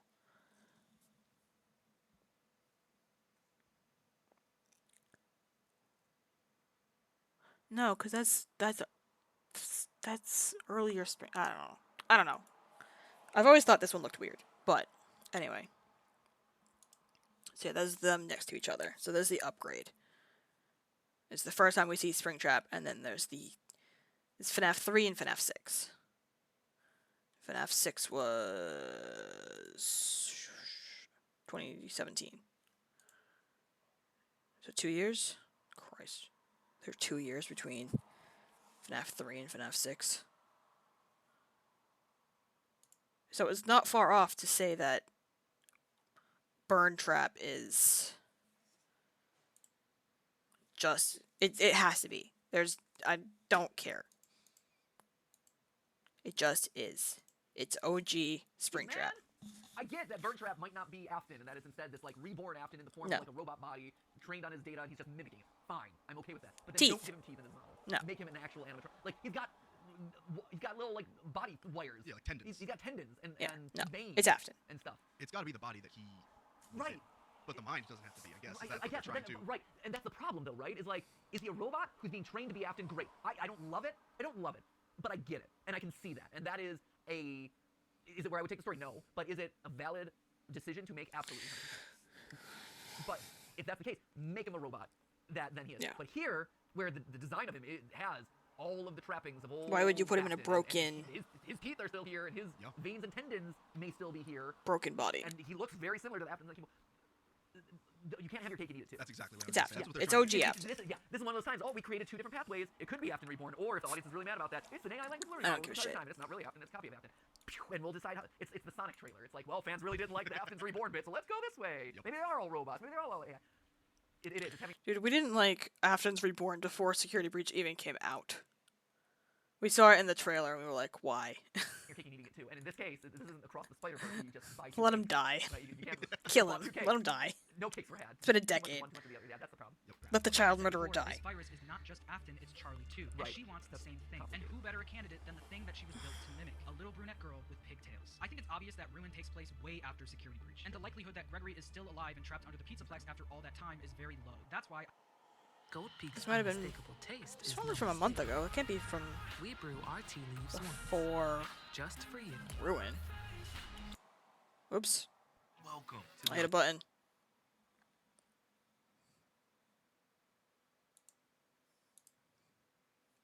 I know, that's the next one we're watching.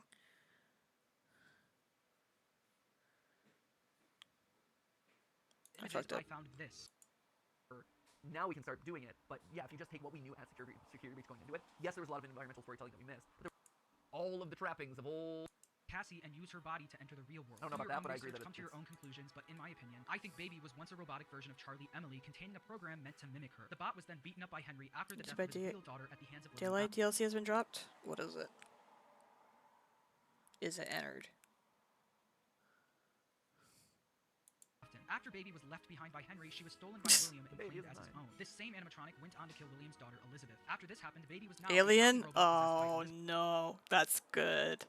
Baby was then once again abandoned in Oh, the that's central location bunker, good. until Michael came along at the request of his father to save her and put her back together. Unbeknownst to Henry, the Charlie virus was able to escape Baby by tricking Michael into taking the chip containing it out of the robot. I want you to save what is good, so the rest can Nothing be is destroyed good. and It's never FNAF. recovered. Nothing is Henry ever then good. burned everything in FNAF 6, but the mimic/Charlie virus he created lived on when it was scanned into Fazbear Entertainment's new VR game. A lot of Yep, this theory that's connects to what fair. we see in the Silver Eyes trilogy. And I think it's important to say that so much of what we know today Obviously, how did you plebs not know that the entire time? Duh.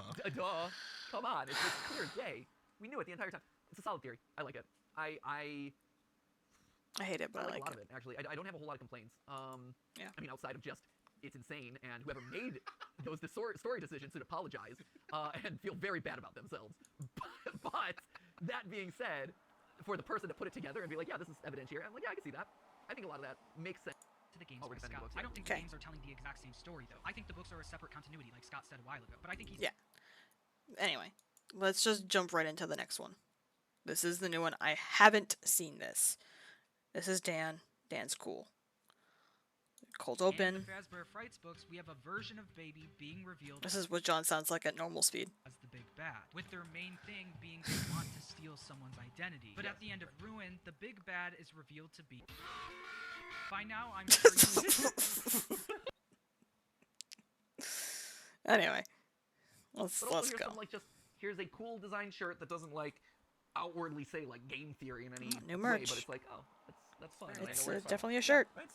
Subtle. Yeah. Exactly. So, anyway, with all the promo out, please show up to the streamies so that way there's positive people in the chat the entire time. We are reacting to Fuhnaff, Mr. John himself, who has sat on the couch next to me. He apparently has solved FNAF Security Breach Ruin, and that is... Just so everyone can. We're gonna watch this theory after this came out today.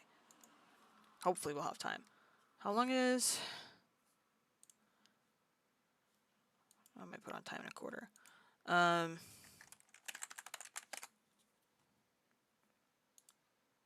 we go, what's next? Oh, he has a reaction to fucking. I gotta watch that in a second.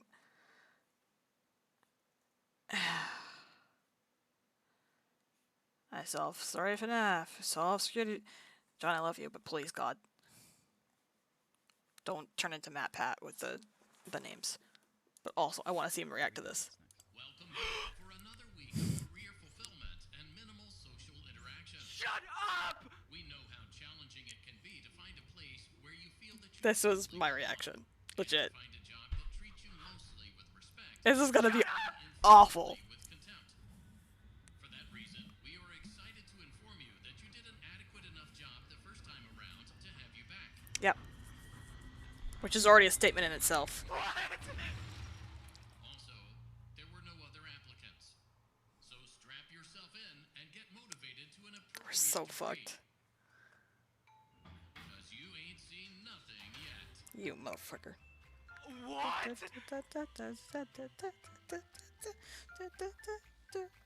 Oh my god! Yeah, we're fucked. We're... Anyway, Is what we are doing today. let's do it. Any thoughts, feelings about that, Dan? I love John. Time and a quarter. He's just That's about like dot. Yeah, no, I love his stuff. I love he's just a cool dude. Yes. It's one of the things we talked a little bit about last night. Is like as much as I am the FNAF cynic. Yeah. Which Dan is. I very much am. Who I isn't at love this the point? FNAF tuber Yeah. community. They're all great. They are. They're and awesome. it's They're the only wonderful. reason I think I tolerate FNAF as much as I do because I'm like, There's another new kid. I'd say new kid, like I'm not also a new kid on the block. It's Fantasy. ID's Fantasy. Matt's reacted to them a couple times. I haven't watched those ones yet. There's so much. Sometimes you just need a FNAF break, man. man, everyone else is cool in this community. I'll stick around. Yep, totally. Yeah.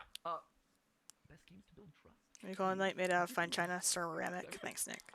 We were looking for a game to play together. Yeah, you know. Yeah. Games to build friendship.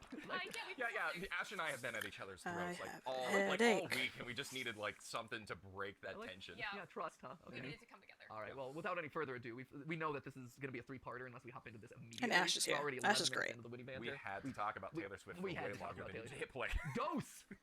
2 weeks ago. This is too quiet. Yep, I got it. Crank it up. Crank up that sound. There it is. 2 weeks ago, he solved FNAF. 2 weeks ago, I went live on my YouTube channel to play Ruin and see if I could find any new Easter eggs. And during my search for... I was gonna put it in HD, but he's already put it in his HD, and I have it in HD. Matthew. He sure did. He did. He sure did. You're welcome, Taylor. Oh man. For Easter eggs, Scott Cawthon himself joined my stream. Christ. Did Scott join his stream? That's impressive. He did. Really? Yes. Man. Oh boy. That's cool. Pretty, not jealous. Uh-oh. Cool. Uh-oh. Did it to you. Uh-oh. It's cool that they're so tight, bros. Yeah. And I got to give him a sneak peek of the theory I'm going to share with you today. Oh, This God, was his kill me. reaction. That's too much. It is Very interesting theory. Yep, that proves it. That requires. Are you spitting all over it? Are you doing okay? Yeah, I'm fine. Okay, I'm fine. Do you need like? I have a towel. No, why am I? Am I What's trying? happening? No, you like there seemed like there was a wad that kind of like projected out. Great. Well, I'm so glad we pointed that out. So, more importantly, very interesting theory is like means 700 different things when you don't have the inflection. Right. But I see that as a positive if it's coming from Scott. I don't Right, know. It's got it's Scott. 8 ellipses. Or it's got like 8 periods afterward. Oh, you're right. Divided 8 into like 3. It's Scott, so who knows? ellipses. It's just as vague as humanly possible. It's like the difference between lol and lol. Yeah, you're right. Or better, hey, or hey, or hey, like HEEEYYY. Oh, yeah. Yeah, it's very different. Very different implications there. That's a lot of ellipses. And this is our masterclass in understanding text. Guys, you're 16 seconds into a 17-minute video and 14 minutes into an hour and 17-minute reaction. Text someone else. We're gonna do an online course. We're gonna do a master class on this. So you have a hey with 7 H's, 2 E's, and 19 Y's. Yeah, if you started your hey with 7 H's, you would Your just head pass hurts? out. Yeah, welcome to my life. I've literally, this is day 6 of a headache. Anywhere into this. Oh, we've gotten everywhere because we solved it. It is a very interesting theory. I know it is Scott. Obviously, he can't Yeah. confirm or deny anything, but it was really cool to see him. He cannot confirm or deny. Theory. I know it is anything. Scott. Obviously, he can't confirm or deny anything, but it was really cool to see him in my stream. This theory is one of my most ambitious, and I'm super excited to share it with you. All I ask is that you keep an open mind and remember this is just a theory. Okay. Yeah, Matt, we get it. Jump scared. Huge thing. MatPat jump scared. Is he gonna say he needs more John, proof? what are you He gonna says he needs do? more proof. That's the thing. Isn't that his bit?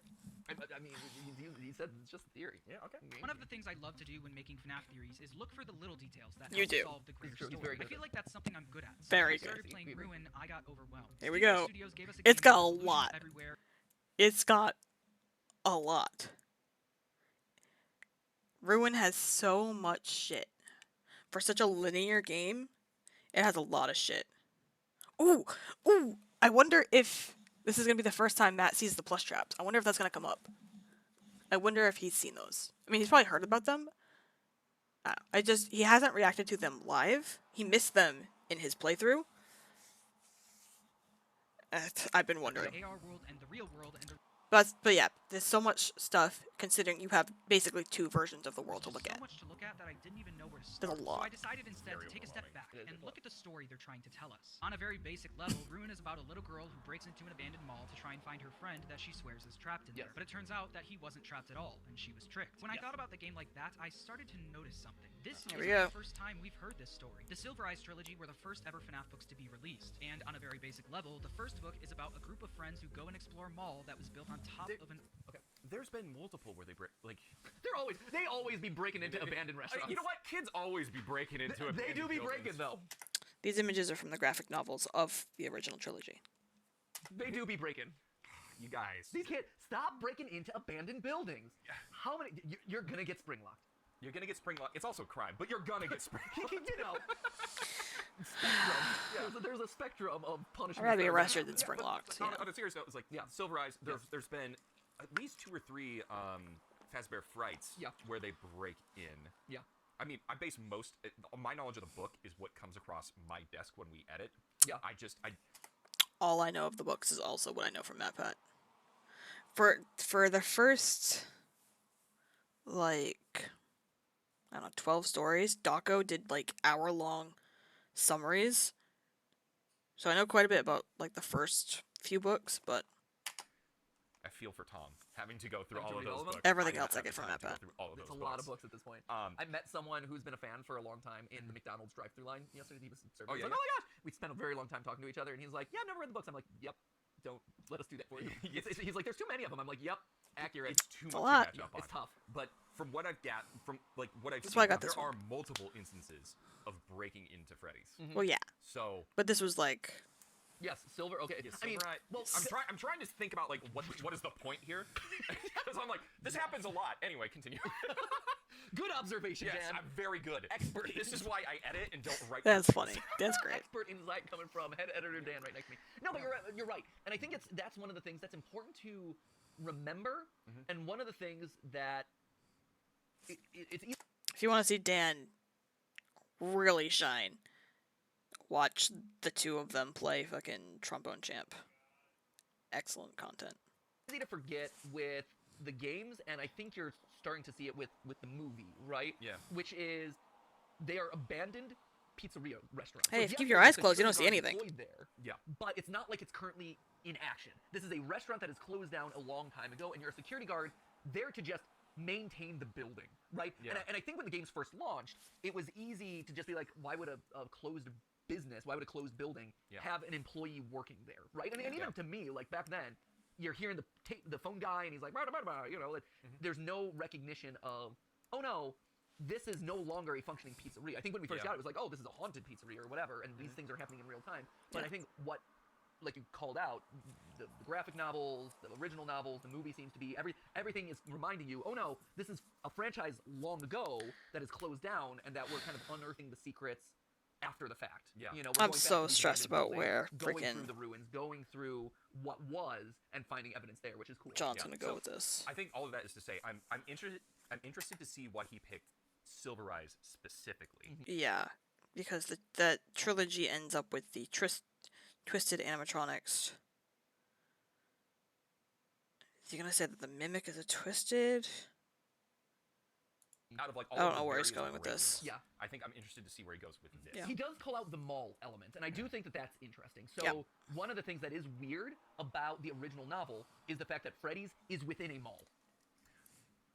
I didn't know that. Yeah. Now so I do. So he calls that out, and it's weird, right? Like, Yeah. they go into this mall, and the mall has been basically built around the old Freddy's establishment, similar to, like, an old arcade, or like if you had a Chuck E. Cheese, and they kind Or of built a how the larger Pizza structure Plex is around built it. on It's top built of within a FNAF building, 6. Which is odd. So it's actually a really good call out, because even when I read it years ago when that novel first came out, it was like, that's a strange decision. Well, the first book is about a group of friends who go and explore a mall that was built on top of an old Freddy's Pizzeria. While they explore the old pizzeria, they have a run-in with William Afton, aka Springtrap.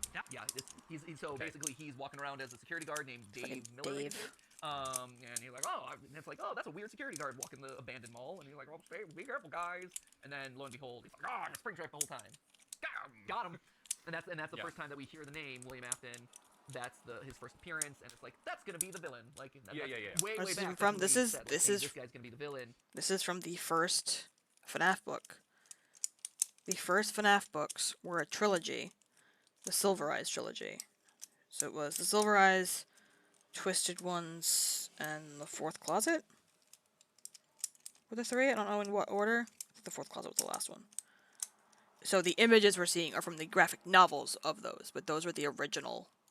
The book that told us this, and lo and behold, Yeah. sister location comes out, and there confirmed it, And I think way back then, that was a huge Stupid. reaction of like, Yeah. oh my gosh, I called this, because it's William Afton. There you go. That sounds just like what happens in Security Breach. We explore a mall that was built on top of an old Freddy's Pizzeria, and while exploring the Also on top of another thing. And Which was on top of top another thing. Right. Like 5 layers deep at the I'm mad. pizzeria, we have a run-in with It is shocking to me how people are able to build things on top of other things. That's impressive. that was built To be fair, that like in my Ruin playthrough, I'm pretty sure as soon as we start going under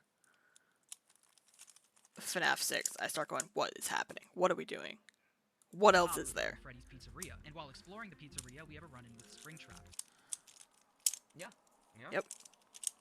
That's a good pair. So if Security Breach is the first book, what's the second book about? Twisted Ones. So Yeah. okay, if it's the first, that's interesting to draw that broad of a parallel. Yeah. It's broad, but I like the broad strokes of it. There is a mall, yes. It is built on top of a pizza. I'm sure he's getting to a point. You have a run-in with Springtrap. Yeah. Which is gonna have to do with And you're Charlie. You go down to Yeah. the basement. Yeah, I'm trying to map it one for one. You're exploring them all. Yeah, I mean, yes, that in broad strokes is true. You find an animatronic that comes okay, so out of it's a broad sweeping thing, but yeah, let's say yes. In the second book, dirt. Twisted Ones, a tornado hit the town and the mall is now destroyed. We learned that the mall was set to be demolished, but because of the tornado, the demolition was put on pause. As I kept rereading this book, the connection. I don't remember the demolition part, but I remember, yeah, it's weird that it starts off with this, like, everything's broken up. To what we saw in Ruin kept piling up. The mall in the books was an earthquake. Destroyed by a tornado. The mall in the games was destroyed by an earthquake. The mall in the books was set to be demolished, but was put on hold. In Ruin, we see a giant...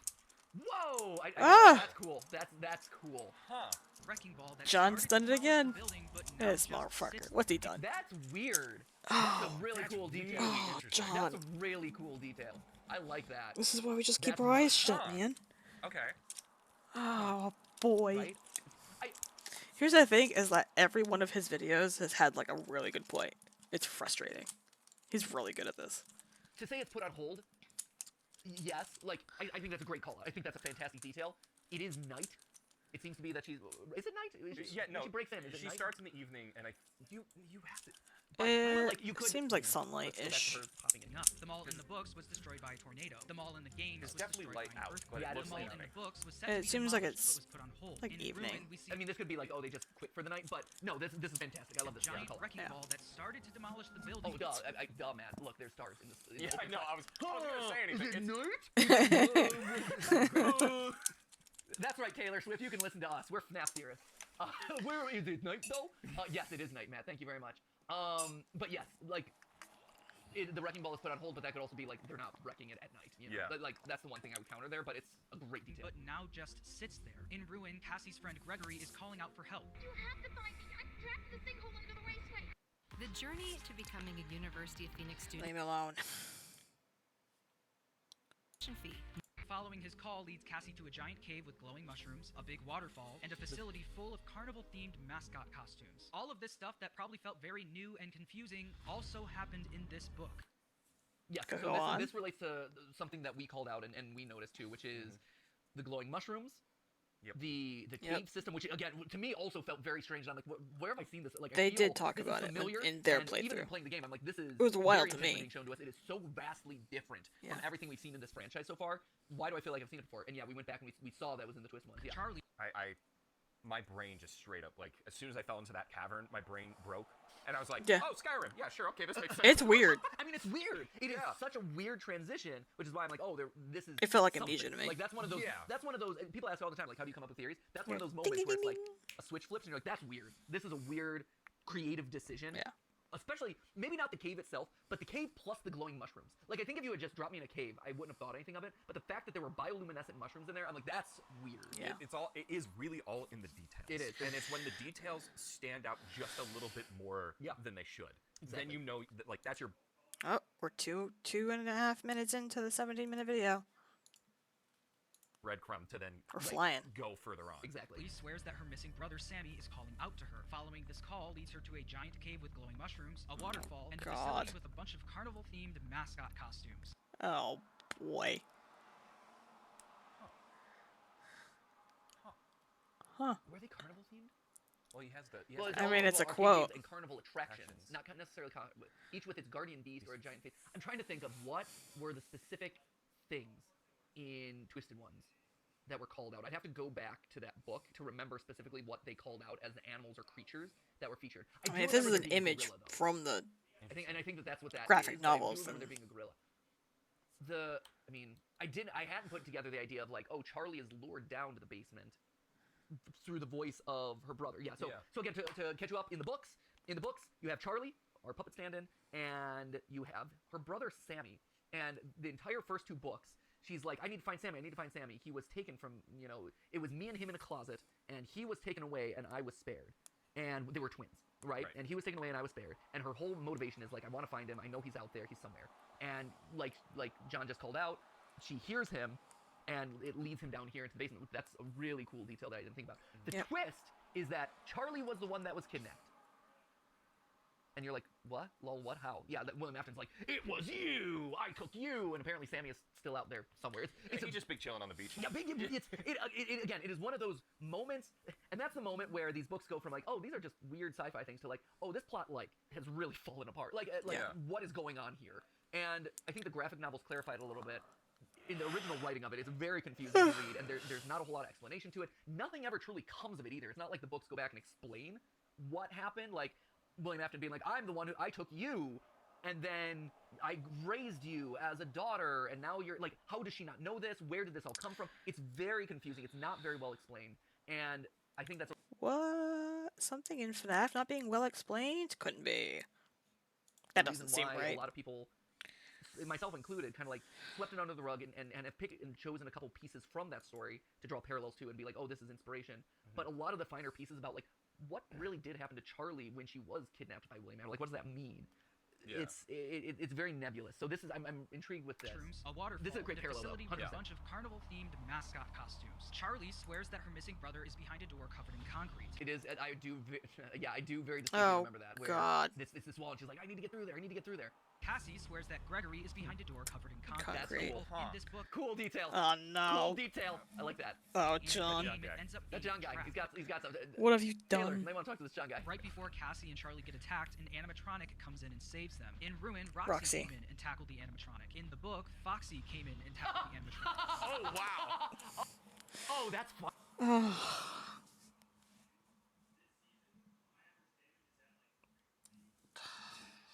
He's done it again, motherfucker. He's done it again. Honey, I need to go back and reread myself the Twisted Morning. Yeah. I need to actually go back and reread it.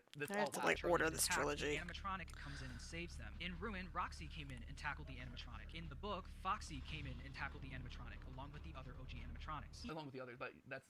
But still. But the fact that But Foxy it's was Foxy first. and Roxy, that's interesting. Even the fate of both Charlie and Cassie is left a mystery at the end. The Twisted Ones literally ends with it looking like Charlie died, but then they hint that she might have survived.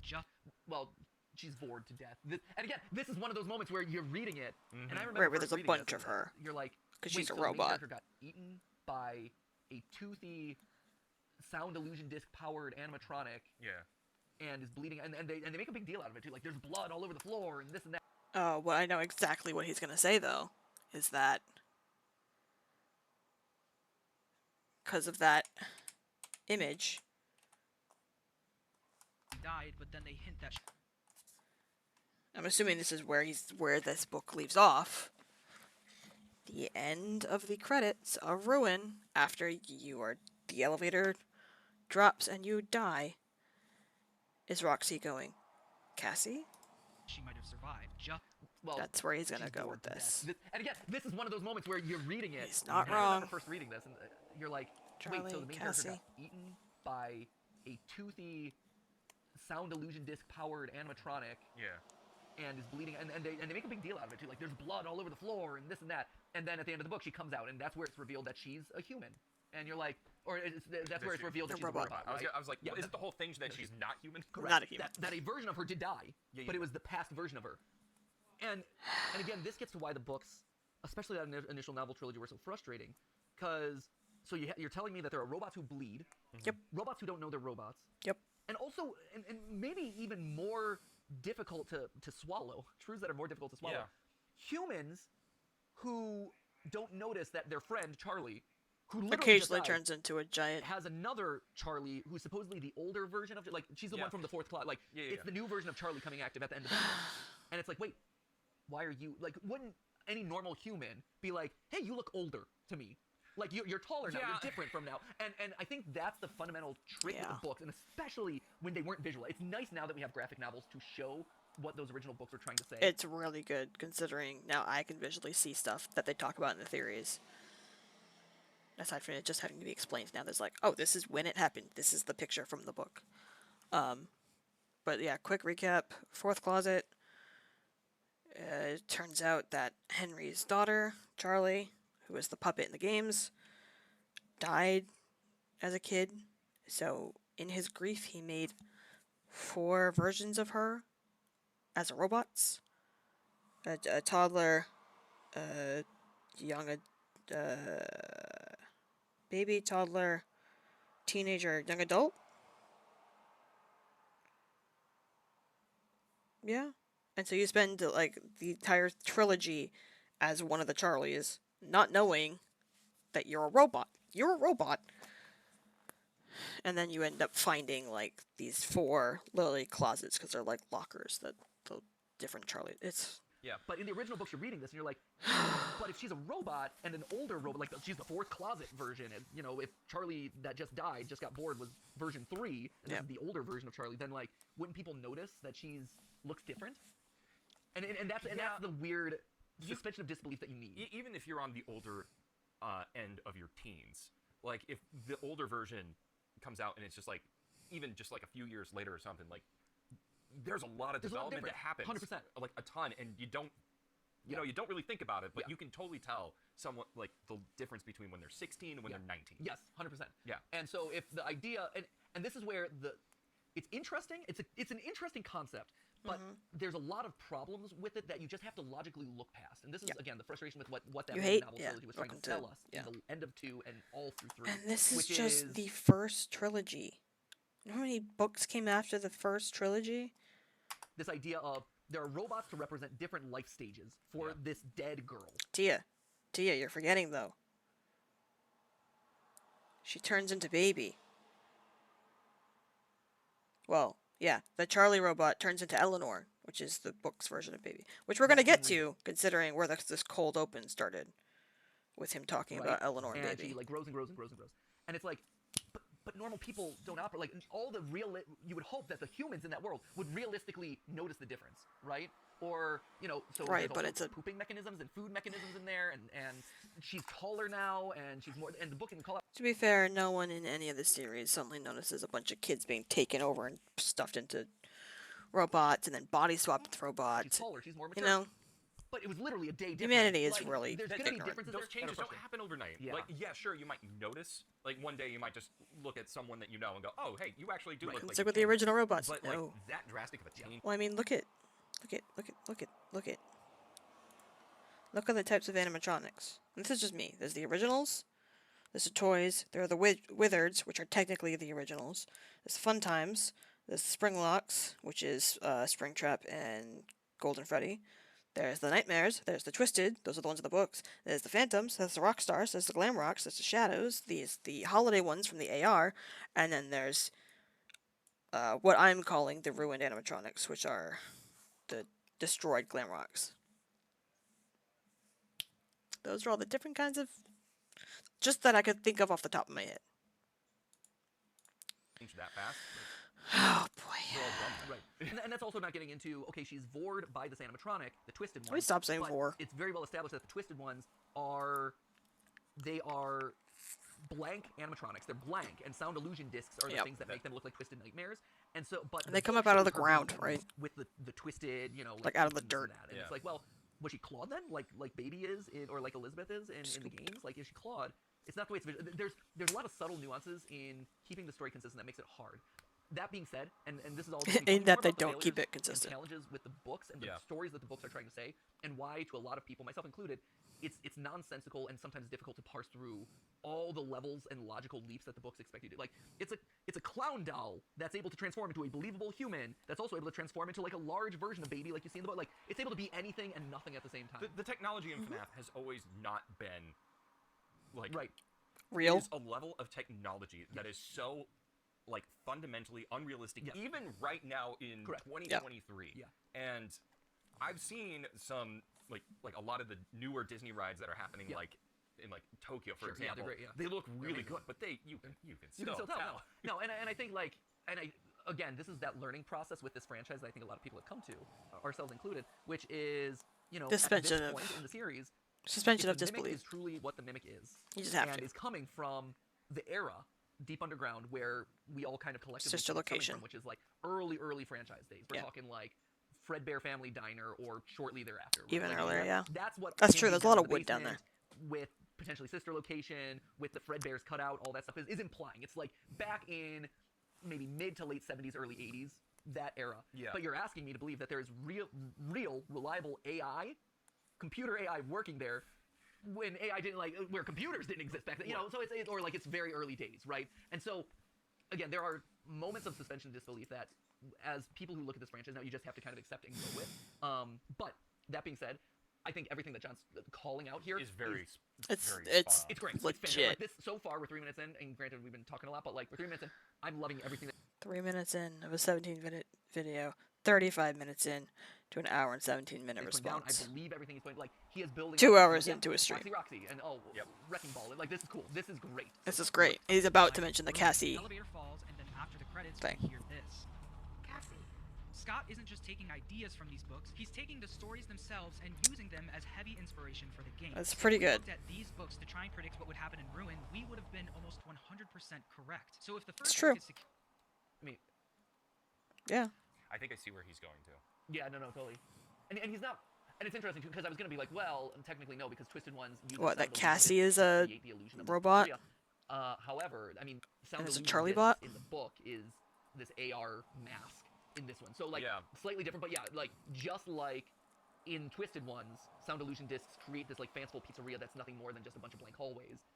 So too in Ruin, the AR mask is, and they're using AR technology, augmented reality to gussy up or fancy up what is kids. otherwise Doesn't kind of it? a ruined or broken down place. Yeah. And you see like different objects in there that don't exist that are only there for AR, through the AR. So yeah, that's a really strong parallel to draw, 100%.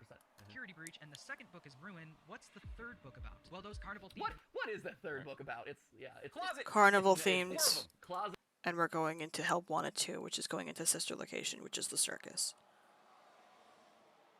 And circus. Is that where we're going? So he agreed. It sounds like he's winding up to agree with us about the whole Sister Location connection. Yeah. Mascot costumes weren't first introduced in the Tales books; they were introduced in the Twisted Ones. I wanna scream. To come in the fourth closet. When we visit Circus Baby's Pizza World, a carnival-themed restaurant, we also visit the book's version of the Sister Location bunker and meet all of the fun time inhabitants. Kill me. Book's version of the Sister Location, but yeah, that is correct. Yes. And if this pattern continues, that would mean Help Wanted 2 would be the fourth closet. And See, look. Hold on.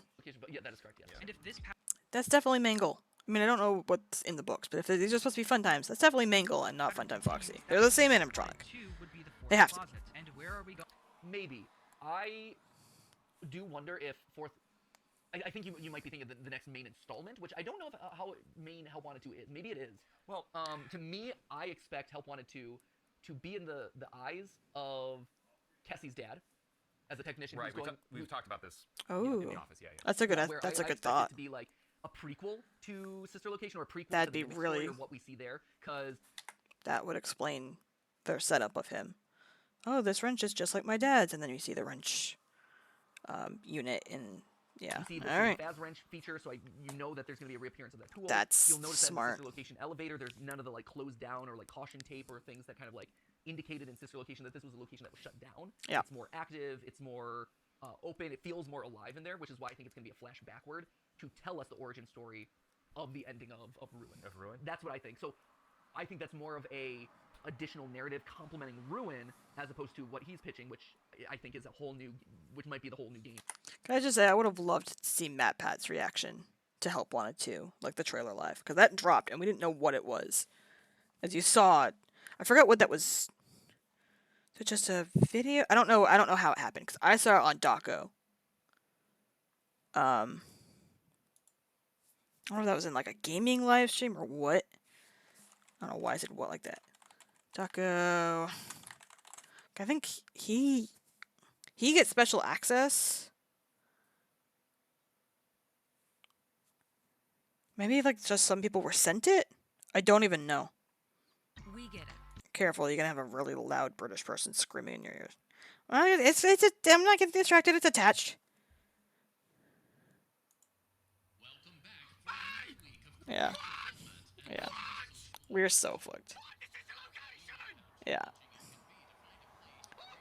How did this... It was a PlayStation announcement. I'm so mad. I'm so stressed. Anyway. After. Yeah, that's just my... Yeah, that's fair. Yeah, I mean, It's the one part that this idea kind of falls apart. I agree with them that would be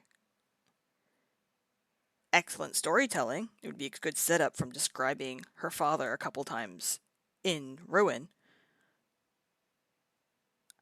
I'd argue that they never have anything set up that well, and that we're probably ahead of the game, and it's probably not going to be that. But it's a great if idea. We are doing the trilogy, wouldn't there be a second DLC? So it's all like packaged within the security breach. Oh, that's interesting. But Yeah, at the same time, I think when has Scott ever like done something like that? So See? of course he would spread it over 2 games. Mm-hmm. That's interesting.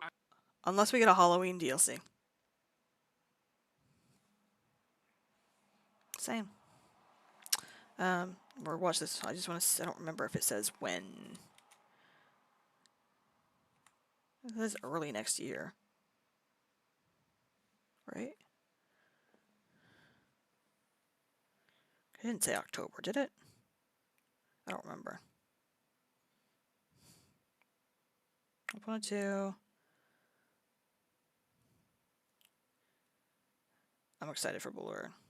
Late 20. Yeah, this year.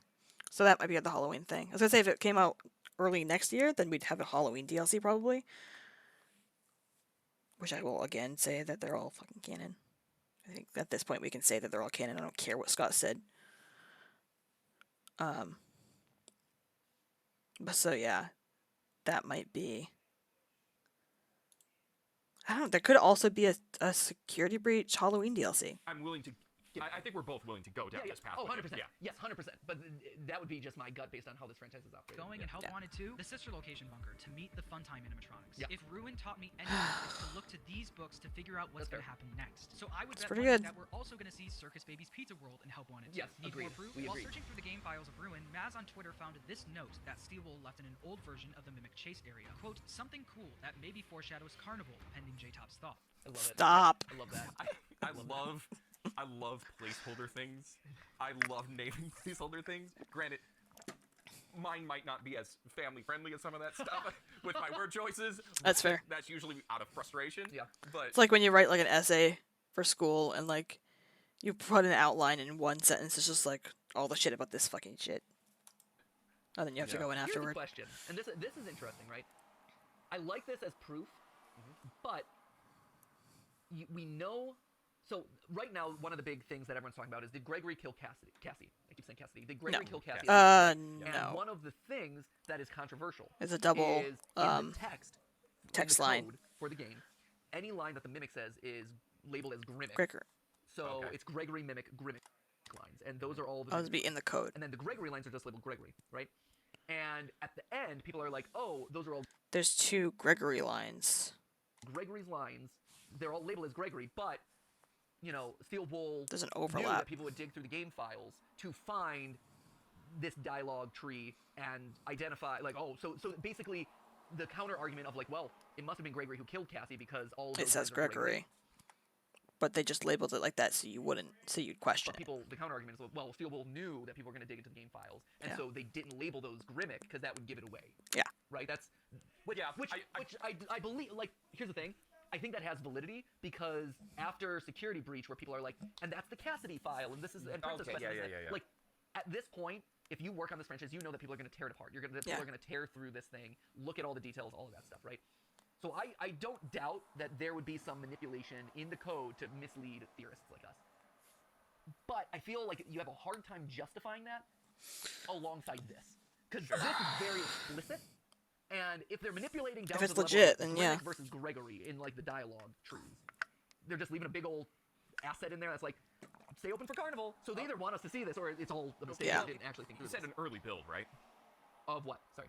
Like I think if you go back, he says they found it in an early. Oh, an early. Also going to see Circus Baby's Pizza World in Help Wanted 2. Need more proof? While searching through the game files of Ruin, Maz on Twitter found this note that Steelwool Just the game files. left in an old version of the old Mimic. version. Oh, old version.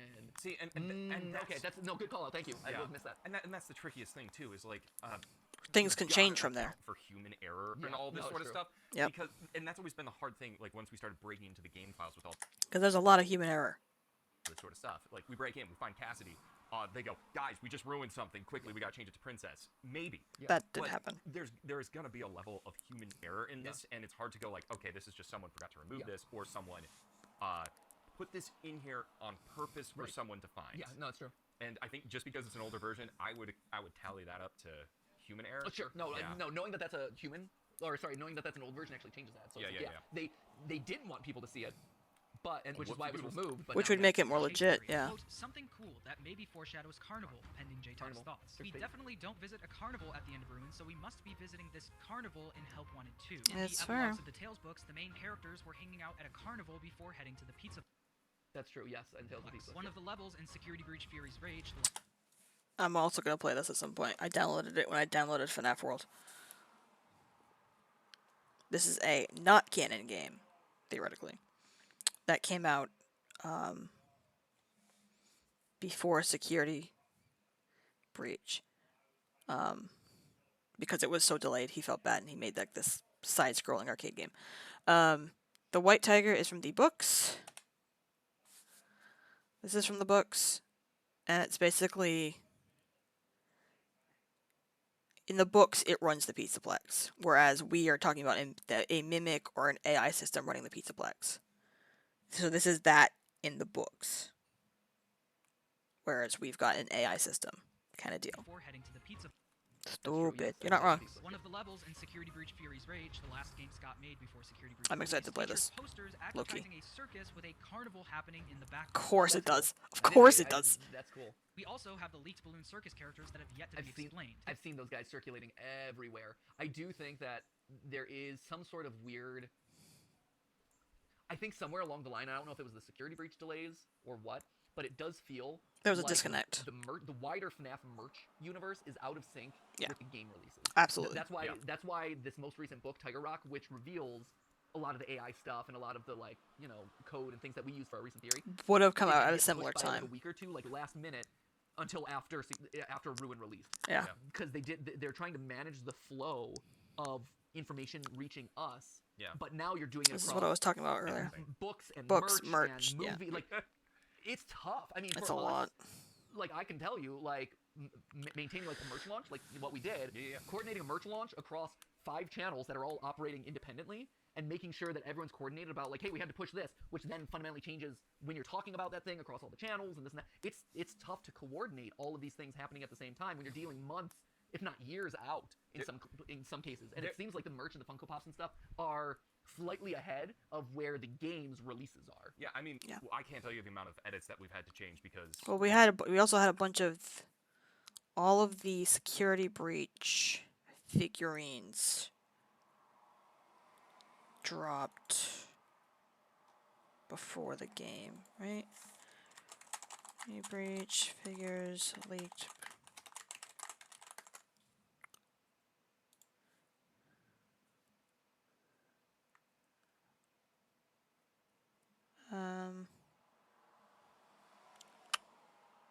These are the ones they're talking about. I was talking about these. These leaked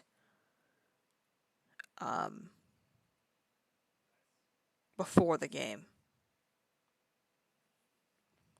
Because stuff is just, I mean, the game was delayed a lot, so I mean. Something happened in just like us getting the product or the website or something like completely done, or even vice versa. I think that we had an edit. We're almost 5 minutes in. I'm trying to think of what the vice versa example. It's not was. going to finish this today. There's no way. But it is one of those things that coordinating those two things, you know, couple missed This is going to need a part 2. No problem. Yeah, exactly. And it dominoes, and it's really hard to course correct. And this is why, you know, it's interesting to see as a growing business and whatever, like, you see how the traditional media of the world, Viacom, is like how a disruptor like YouTube fundamentally blew up everything because they're like, we're not equipped to handle a video platform that updates every day, every week, and expects a regular cadence. Like, the amount of upheaval that creates to their system is insurmountable, which is why they struggled, right? And so it is, you got to be like built up enough to sustain the business, but you got to be flexible enough to be able to like pivot and roll with the punches. Yeah, and I wasn't the DLC for Security Breach originally, like, I remember one of the early tweets or something when we were talking about the DLC, it was originally going to be set in an amusement park. Is that but true? I don't remember if that was that ended up being disproven. It was just simply a rumor. Yeah. I just remember seeing that, getting angry because I was like, you couldn't do the mall right. Yeah. You're just gonna do a new place. Why are you working with? Okay. Yeah. That's really funny. I bet you there's. I mean, we've been saying this for ages too. That there's a bunch of shit in Fury's Rage, that weird arcade game they just showed.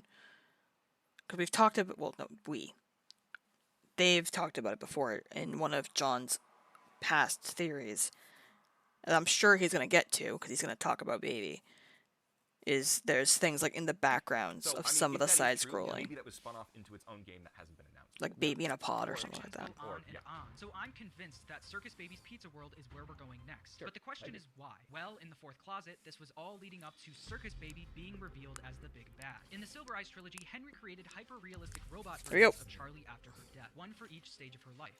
See, and this gets to what we were talking about before, which is that frustration. Like even there, you can see like there are very clear differences between the Charlie who dies by being bored and the one who shows up the next day at the pizzeria, you know, or That's the a diner or distinct whatever. difference. Like it's like, oh wow, you look very different, but all your friends Yeah, you who look know very you since different. childhood are like, yeah, I'm gonna buy this. Or especially like the jump from 2 to 3. Like you can't have, hi, I'm toddler Charlie, and hey, I'm teenager Charlie.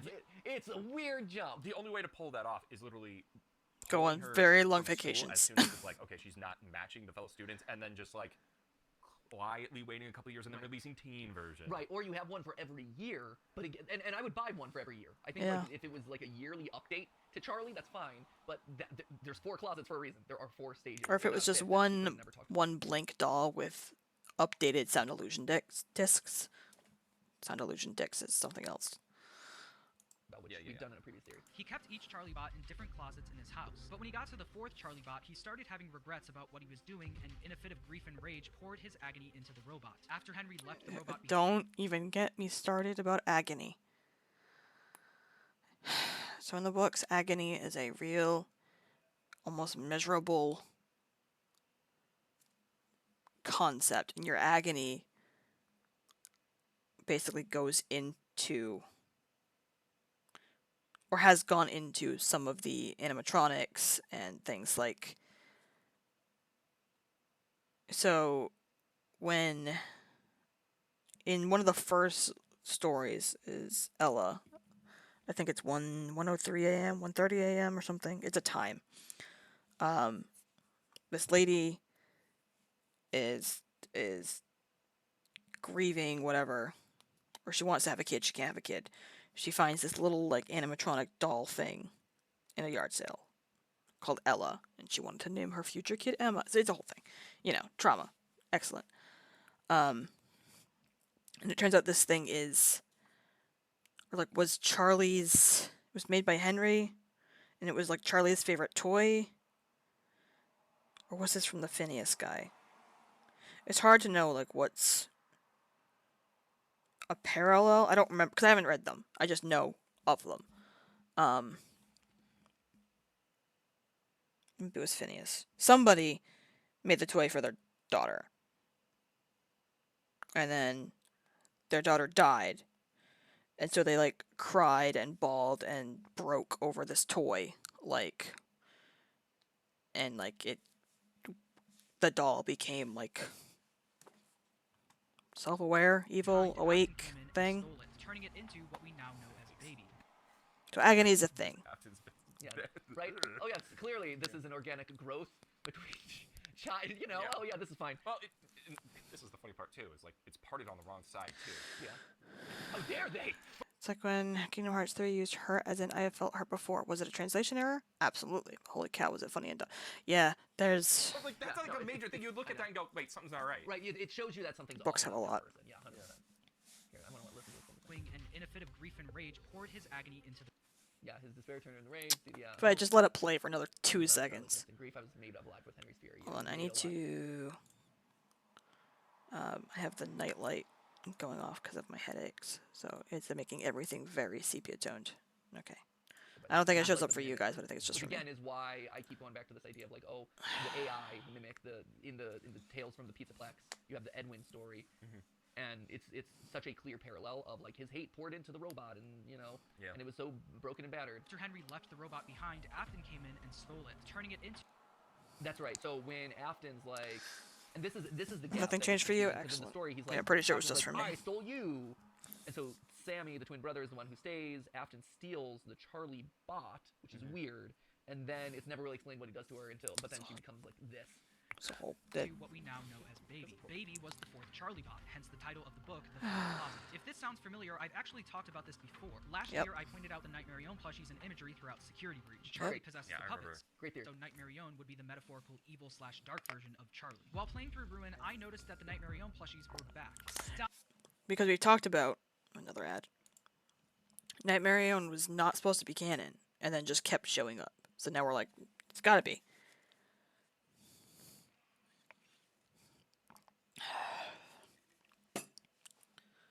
Brain hurts. Steel They put I was on a lookout for them too when we were playing through it. this in the game to just taunt me. But it wasn't until I started exploring off-stream that I noticed they aren't just back, they're once again hidden throughout the game, but most notably in one specific place. During the part of the game where the mimic is chasing you, you enter this hallway leading up to an elevator, and tucked behind some boxes in the corner is a Nightmare Yon plushie. Come on. I noticed this one in our playthrough because I was on the lookout for him. I didn't. Theory. I don't know if this is Steel just I don't think.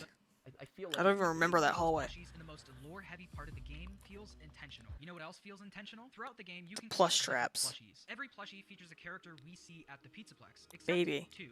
We have a, Here we go. Here we go. About the items, because I think the selection of collectible items is Are you very gonna show it? Are you gonna show it? right? Yeah. So for instance, and this is a preview of coming events on the channel, but like, why only these? There's choices, and these are It is weird. these are from the Halloween VR DLC. Like, why isn't there a Freddy mask? Why isn't there a Chica mask? But there's Sun Moon, Foxy Bonnie. It's weird. Isn't that Everything's weird. Oh, that is really weird. Right? That omission is very strange. And you see it again down here. Bonnie, Foxy, Sun Moon. There's a Glamrock Freddy and there's a Glamrock Chica. But, like, it's one of those things where they're separated from. They're always separated in some way, and the masks in particular. Like, first off, Sun Moon being so important is very strange. Like, there's if you look at the roster of characters that are represented through the collectibles, Sun Moon, there's so much Sun Moon, Sun Moon. Like, they're the only ones that have this original. There's a lot that we don't know about them. Why only them? Because Eclipse. Eclipse. Top tier character, and they used him for like Certainly 2 not. lines. Certainly not the reason. It's not because people were clamoring for Eclipse merch. Look, if they were developing and they were like, "Wow, Eclipse is kind of dope." If Eclipse was nice, I'd take Eclipse merch. I think that there's a very clear story that's being told through a lot of this merch. Plushies. Every plushie features a character we see at the Pizzaplex. We still don't know where Foxy is.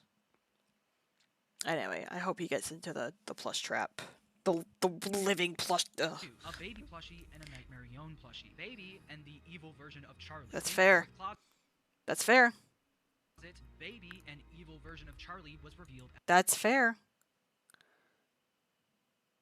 No, that's legit. That's a very good point. Everybody else is in the game. I mean, we don't see a Foxy animatronic, but there definitely was at some point, and there's Foxy sections. That's a good point. Plushies. Every plushie features a character we see at the Pizzaplex, except two. A Baby plushie and a Nightmare Yon plushie. Baby and the evil version of Charlie. In the fourth closet,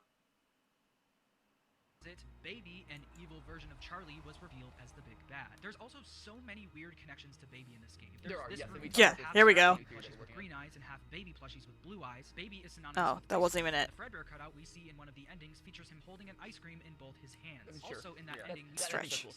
I love this detail, which I think is just, you know, 5 balloons for 5 missing kids, and they're the same 5. It's the the same 5 balloons. colors as the lights in basically the recurring lights that appear in like Happiest Day. Yeah. It's Happiest Day. Or, sorry, the I balloons made that a happen in Happiest Day. a Like, a this thing is on really that. interesting. I also, A Reddit actually, post this on is it a in subtle the detail that I Game think Theories is most compelling, subreddit. Is this right here? I always thought that was really weird, that there's this sort of weird faux 3D diorama look to it. Yeah, the fact that the balloons have a shadow on They a back love their curtain pop-ups. or a back wall means that this is a set, Yep. which tells you that this is not real. So I think it's the game. You know, I think everyone's done a good job of analyzing what this ending is, which is something. Cassie And I don't know why it's called the Brazil ending. People call it I don't know. basically being fooled by the system, and now she's been integrated into it. Like the mimic system has fooled her. Now she is a part of it, and similar to Vanessa and Gregory before her, she is now also Glamrock colors. Glamrock Freddy colors for his ice cream. A part of it, right? Yeah. And that's why you see the shadow back there, which is to show that this is not a real scene. This is not reality. This is a staging. Like the happiest day. I don't think the happiest day really happened. Cynic coming out. Sure. Please hold. That's the pose I made. Let me actually just pull it up.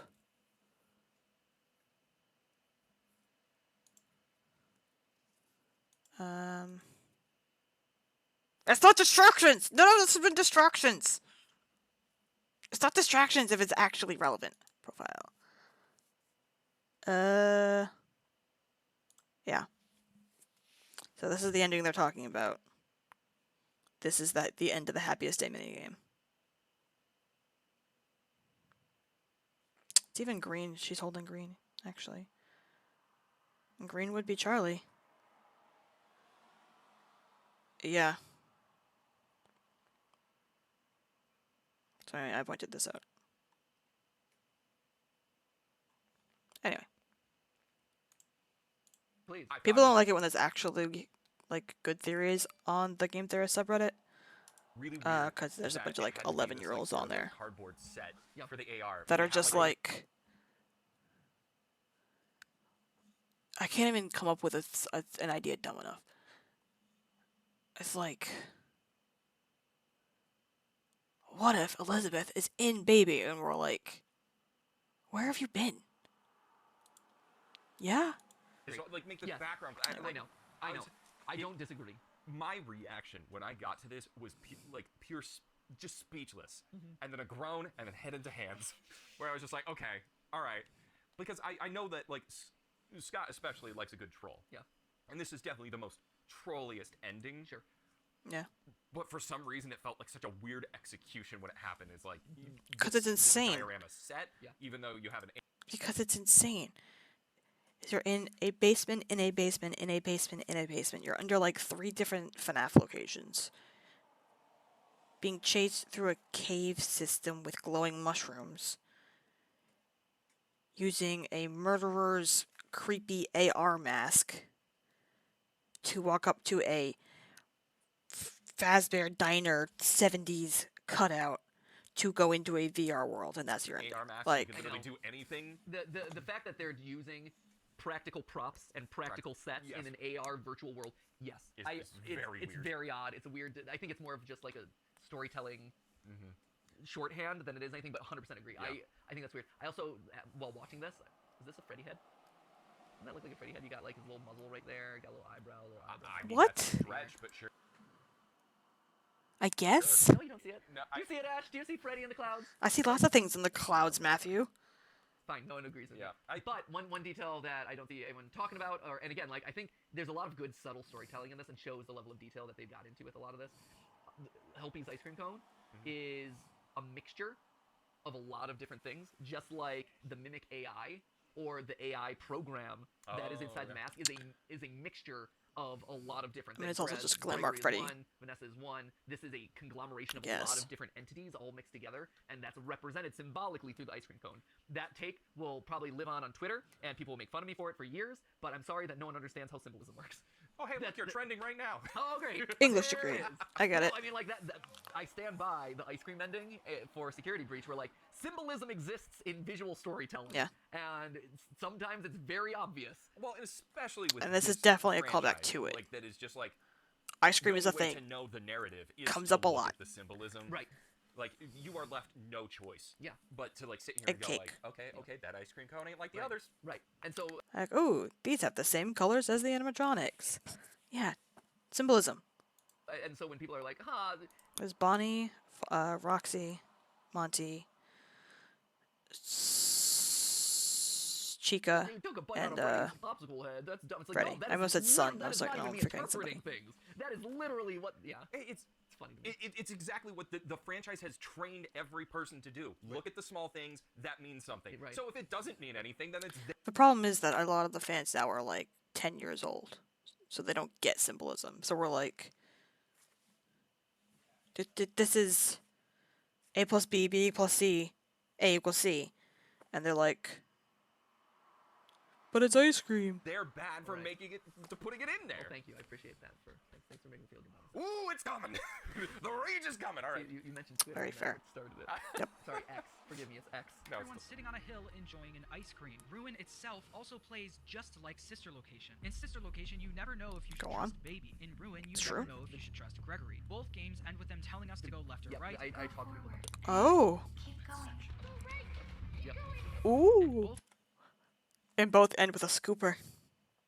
Oh. I thought a lot about that when we were going through that. Is that idea of like Gregory is instructing you, and you get one of the endings by disobeying Gregory. Oh my just God. Like in Sister Location, Baby is talking to you. That I and you didn't get set one through of at the all. endings by Disobeying Baby, 100%. Yes.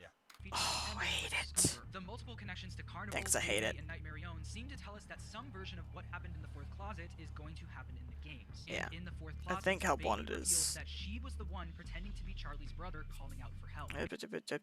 Sorry, I zoned out thinking about Help Wanted Closet. to. Oh, you hear me call to you before you finally listened and came. Baby reveals that she was the one pretending to be Charlie's brother, calling out for help. Baby also reveals that she wants to steal Charlie's identity so she can look more human. Yes. It's gonna say that the mimic again, is like, a baby. If you are,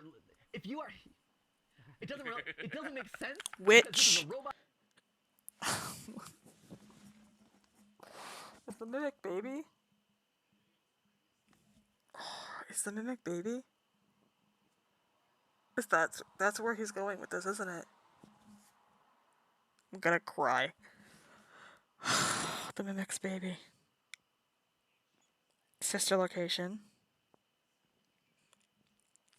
Plus what I've always said about Scrap Baby and two different babies.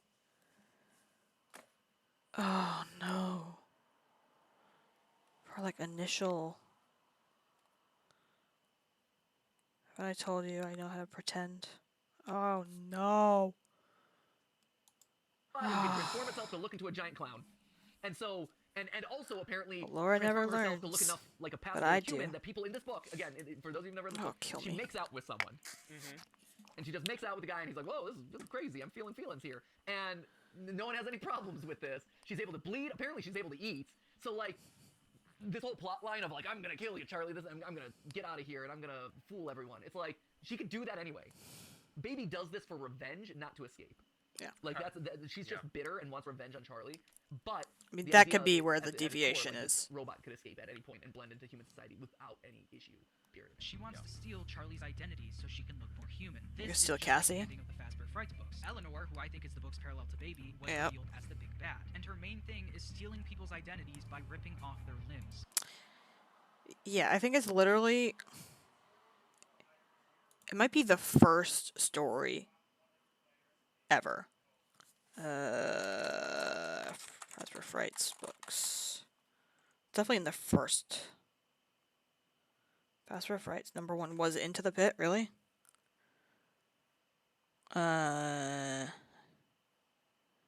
The second story. My bad. To Be Beautiful. It's this girl that, like...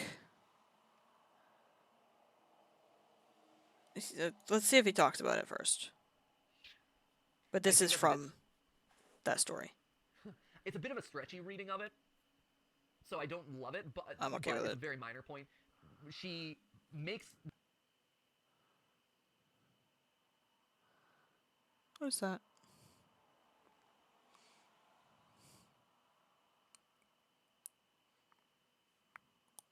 Looks like it could be fucking Glamrock. this little girl's dream. I comes know I'm true by overthinking things, but that's one the at a time FNAF series. Sawing off her body parts and replacing them with limbs. So you're right. Or ripping Monty. them off in the style that the mimic is like literally ripping people's legs and arms off in the books. It's literally very gruesome. But yeah, the girl like finds a locket, or she finds the animatronic who has a locket, and she wants to be beautiful. And it's like, oh yeah, as long as you wear the locket, you'll be beautiful. It's like every night, a part of her becomes beautiful or something. She looks a little more beautiful every day, and then she takes off the locket, and it turns out she's just a bunch of scrap metal, and Eleanor took her body. In the books where it's like Second story. ripping them off and there's bloody stumps and it's like, oh, this is horrific. This is supposed to be a novel for children. It was something. This is so scary, or like teenagers. Yeah. It was like, something. It's bitter and cruel and gruesome. It's It's some of the jarring. tough reads. Yeah. I get what he's going for, and it is like if you squint at it, it's like, yes, I see what you're going for, which is sawing off the limbs and replacing them. Slightly different. Eleanor. I don't hate it. It's not a theory. That's what you came back to. Plot point of a robot wanting to steal a human's identity is something we see over and over again in the Frights So and much. Story after story, Scott has been So hammering this often. idea of a robot wanting to look more human into our heads. Yes. So both in the Very Silver Eyes strong. trilogy and the Fazbear Frights books, we have a version of Baby being revealed. There's probably at least like almost one story every single book that's like that. Lonely Freddy's like that. To Be Beautiful's like that. New Kid is kind of like that. Dance With Me is like that. Funny Call. I don't remember. These are where I start to get lost. The Real Jake's kind of like that.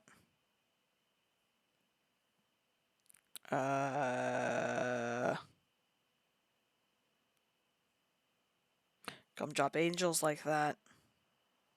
Puppet Carver, I think, is like, yeah. A lot of them. I still have this opening, we know that. Close. A lot of them are about body swapping. With their main thing being they want to steal someone's identity. But at the end of Ruin, the big bad is revealed to be... Save time and money on your degree at University of Phoenix. No. By now, I'm sure you... Just a quick little jump scare. Nice. Oh, very good, very good. You've heard of the Mimic, an endoskeleton first introduced in the Tales books that is built to mimic whatever it sees. Here's a quick summary of the Mimic story from the Tales books. Classic. A guy named Love it, Edwin, please. who works as an engineer for Fazbear Entertainment, built this endoskeleton for his son to keep him occupied while he works. Only the top half. Worth noting. I don't know why that's a detail that they specifically call out, but I think it's one that's important to remind people whenever you talk about the Mimic story. It's like he builds the top half. And the bottom half is on like a skateboard for a while, and then eventually they give it legs, but for a while it's just the top half. It was just a weird thing. This endoskeleton was programmed to mimic anything it sees, so it started mimicking Edwin's son. After Edwin's son died tragically, the endoskeleton because of was course he still did. mimicking Edwin's son. So in a fit of grief and rage, Edwin beat up the endoskeleton, pouring his agony. See, this is top tier editing, Dan. Oh, okay. Can you and the team do this? We would absolutely love to do this. Children are the red shirts of the FNAF franchise. I will not elaborate. Do you know how much time this would save us? I hear we could stand to save some time these days. Yeah. Dial it back a little bit. Into it. But the Mimic started mimicking what Edwin did to it, brutally killing anyone it came into contact with. The main way it would do this is... This is interesting. Sorry, I didn't mean to stop again, but I wonder if there's any reason. Like, these are pointy. Yeah. And these are not pointy. I wonder if it's... Who knows? I don't know. I hope so. Yeah. I wonder if it's going to show the baby... Yeah. I changed one shadow on it. It's mine. The baby animation from the original Sister Location trailer has like her do something kind of that could look like that. The main way it would do this is by putting on random mascot costumes and ripping off people's limbs. This endoskeleton was still mimicking Edwin's kid, but it was also murdering people at the same time. So it was basically an evil robot version of Edwin's kid. If you've watched any of my recent theories, you know that I believe this story is a parallel to Henry's story from the Silver Eyes trilogy. And after figuring out that Scott is using... Yeah, we've been saying for a while that Edwin's story... it's very obvious parallels there. Yeah. The biggest pushback that the community has that I listen to, and I'm still trying to wrap my head around and come to a definitive answer on, is, hey, what if it's real? Like, you keep, like, John agrees, right? Like, all of us FNAF theorists keep saying, like, hey, in the Tales of the Pizza Plex book, you got Edwin, and he's a Henry parallel. Yeah. You got a guy who's a brilliant inventor, who makes robots for Fazbear, who has a kid who dies, infuses a thing with agony, and that thing goes on a rampage. That is absolutely a Henry parallel. Yeah. But a lot of people in the community, say, like, why do they have to be parallels? Can't Edwin just be real? Like, isn't like right? And the thing that they keep citing kind of, is but in one of the original descriptors for the Tales from the Pizzaplex book series.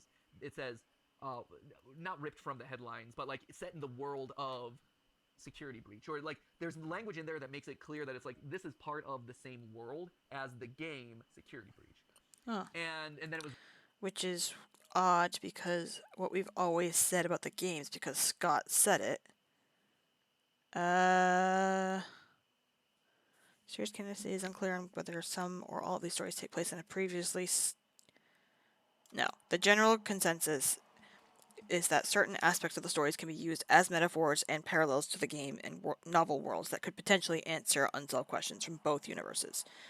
Because there's an actual quote on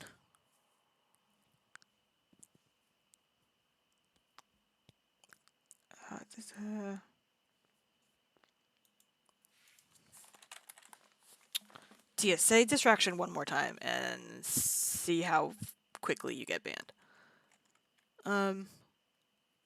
Fuhnaff, Hasbro, Frights, Scott, Canonicity.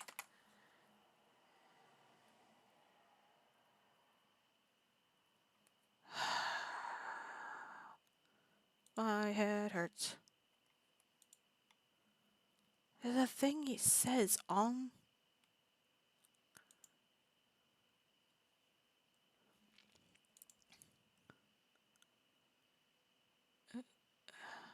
Stories from different corners of his series canon. That's from the 12. Anyway. Originally, the books are stated to be it says something very close to you're gonna call my bluff? Really? Bye.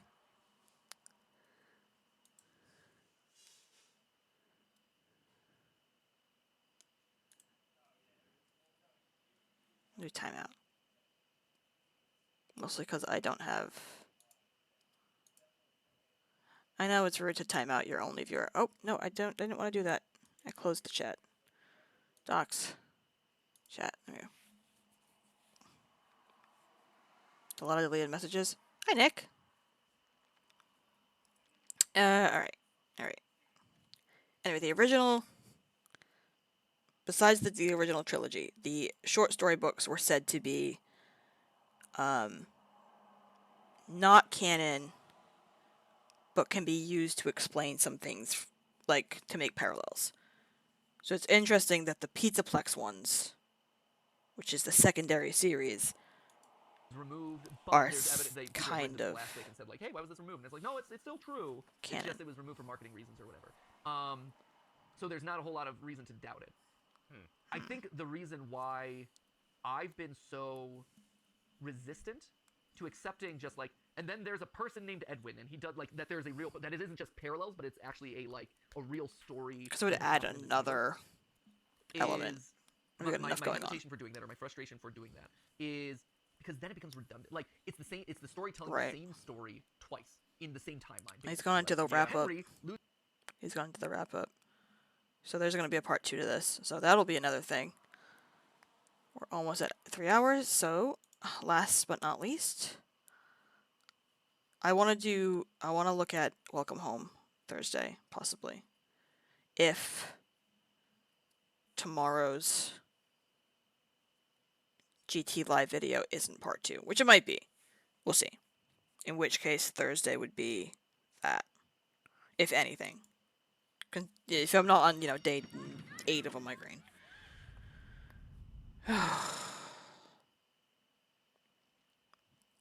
Let's see what this theory says. Let's see. I'll wrap this up. Another ad.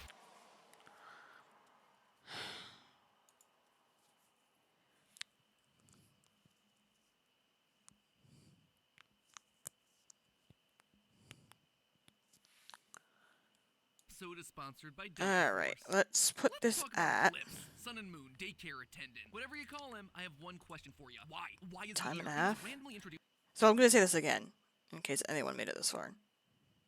Well, I'm going to talk about putting it on YouTube, in which case, if this doesn't get on YouTube, you wouldn't be seeing this.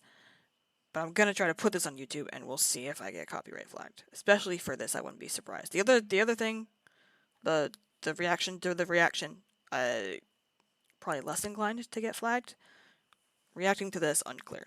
Used in Security Breach, and sure, he managed to deliver one of the hardest, scariest parts of that game, but really ask yourself, what or who is this thing? In a series that doesn't do coincidences, one already full of a core band of animatronics with old and new faces, as well as deep cut returns like the Music Man, why introduce a completely random character completely disconnected from everything else? Honestly, I wasn't sure, and I didn't really talk about him in my theories for Security Breach, but it definitely bugged me in the back of my mind. And now, here he is again in Ruin, and not only is he back, now he's got more Eclipse collectibles than literally any other character. 4 masks, 2 in a new name, and he's in the end of the Balloon Boy arcade game. 2 plushies and 2 golden plushies, which is especially strange when main characters like Roxy and Chica only have like 1 or 2 items tops. What is the deal with this thing? Well, give him a nice close-up look, and now watch the mimic from the. Oh no!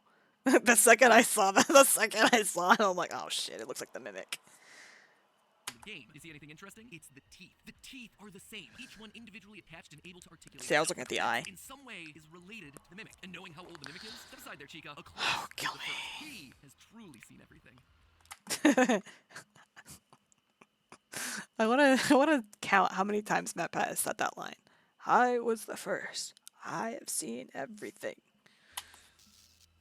Hello, Internet. Welcome to Game Theory, a show that has valid theories, no eggs required. My theory is the valid theory. MatPat can suck an egg. This one's for you, Mark. Last time, we started digging deep into the ruins of Security Breach's DLC, where we started to chip away at this game's mountain of mysteries. In the process, we were able to come to a few solid conclusions. First, that Princess Quest was the canon ending, meaning Vanessa was ultimately freed from the control of Glitch Trap, and everyone celebrated the victory. Did I watch the theory before this?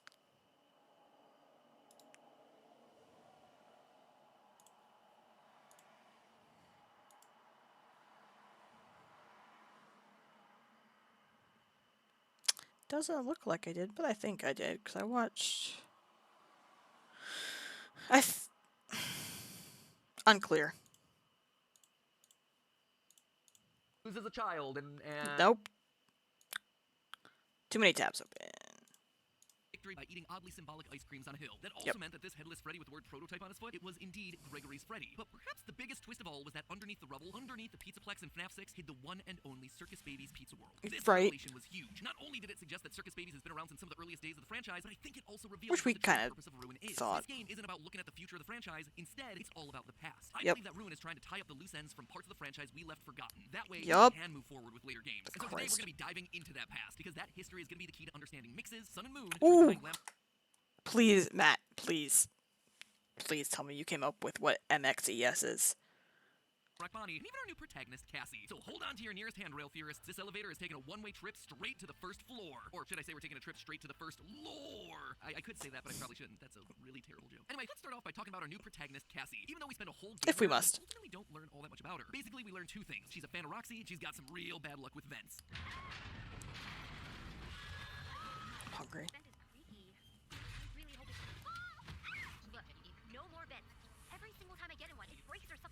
We also know that no one showed up for her birthday party. You booked your party. I'm sure your friends will show up this time. Well, no one except for Gregory, which is why she's so determined to save him. It's kind of cute, but aside from that, there's not a whole lot else about her. In fact, in an odd twist, we actually learn more about her dad than we do about her. A fast wrench. It's just like my dad's. And it's not just in random throwaway lines either. Thanks to the AR collectibles found throughout the game, we get a ton of information about Cassie's father. Bonnie. Her dad used to collect old Freddy and Friends lunchboxes. That Bonnie was his favorite character. The dad used to tell Cassie why Bonnie got replaced. And notice how every line describing him is written in the past tense, implicitly telling us that her dad is no longer around. There is a lot in here. It would be fine if she just offhandedly mentioned her dad once, but the fact that Steel Wool has put multiple references in here means that this character has to be important in some way. But how? And more importantly, why? Well, for Cassie to say that her Faz wrench is just like her dad's makes it pretty darn obvious that he not only worked for Fazbear Entertainment, he was also a technician. Which it Throughout the years, says. we've encountered a handful of technicians, mostly in the books. They're usually adjusting rides, fixing animatronics, nothing too exciting. However, saying the description for the wrench. Set of technicians that has gone long forgotten in the game series. Oh no! That's oh no! Oh no! Now I get it. Now it comes back around. This is what they meant when they said the sister location. You're gonna be this guy in the sister location in Help Wanted 2.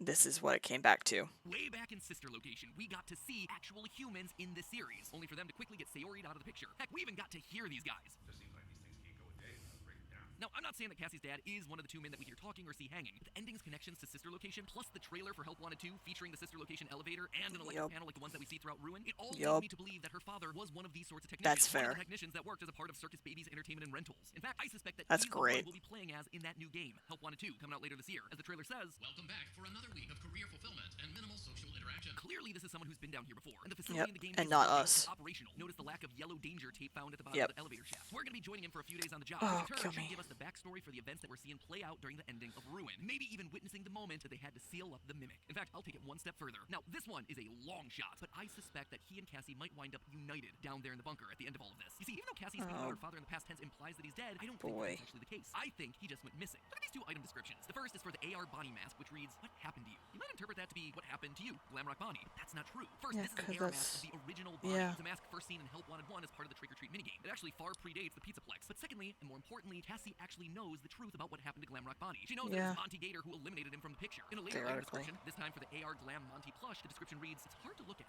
Why? Why would the only Monty item that Cassie can collect in the entire game be so hard to look at? Well, it's because she knows what he did. She knows that Monty's guilty, violent, responsible for trashing Glamrock Bonnie. And as a result, Cassie has a hard time looking at him the same way again. So wait, if the line "What happened to you" isn't about Glamrock Bonnie, then who is it about? Well, it's about her dad. He disappeared one day and they don't know where or why. That's why she refers to him in the past tense. But that then leads us to another question. Why is she reminded of him with that particular It's item? his favorite. Just because Bonnie was his favorite? No. I suspect it's because her father wore that Bonnie mask. And not only did he wear it, he wore it during the single most infamous scene in the entire franchise, the No. Bite of 83. I knew he was going to say that. No, it wasn't. It was the Bite of 83.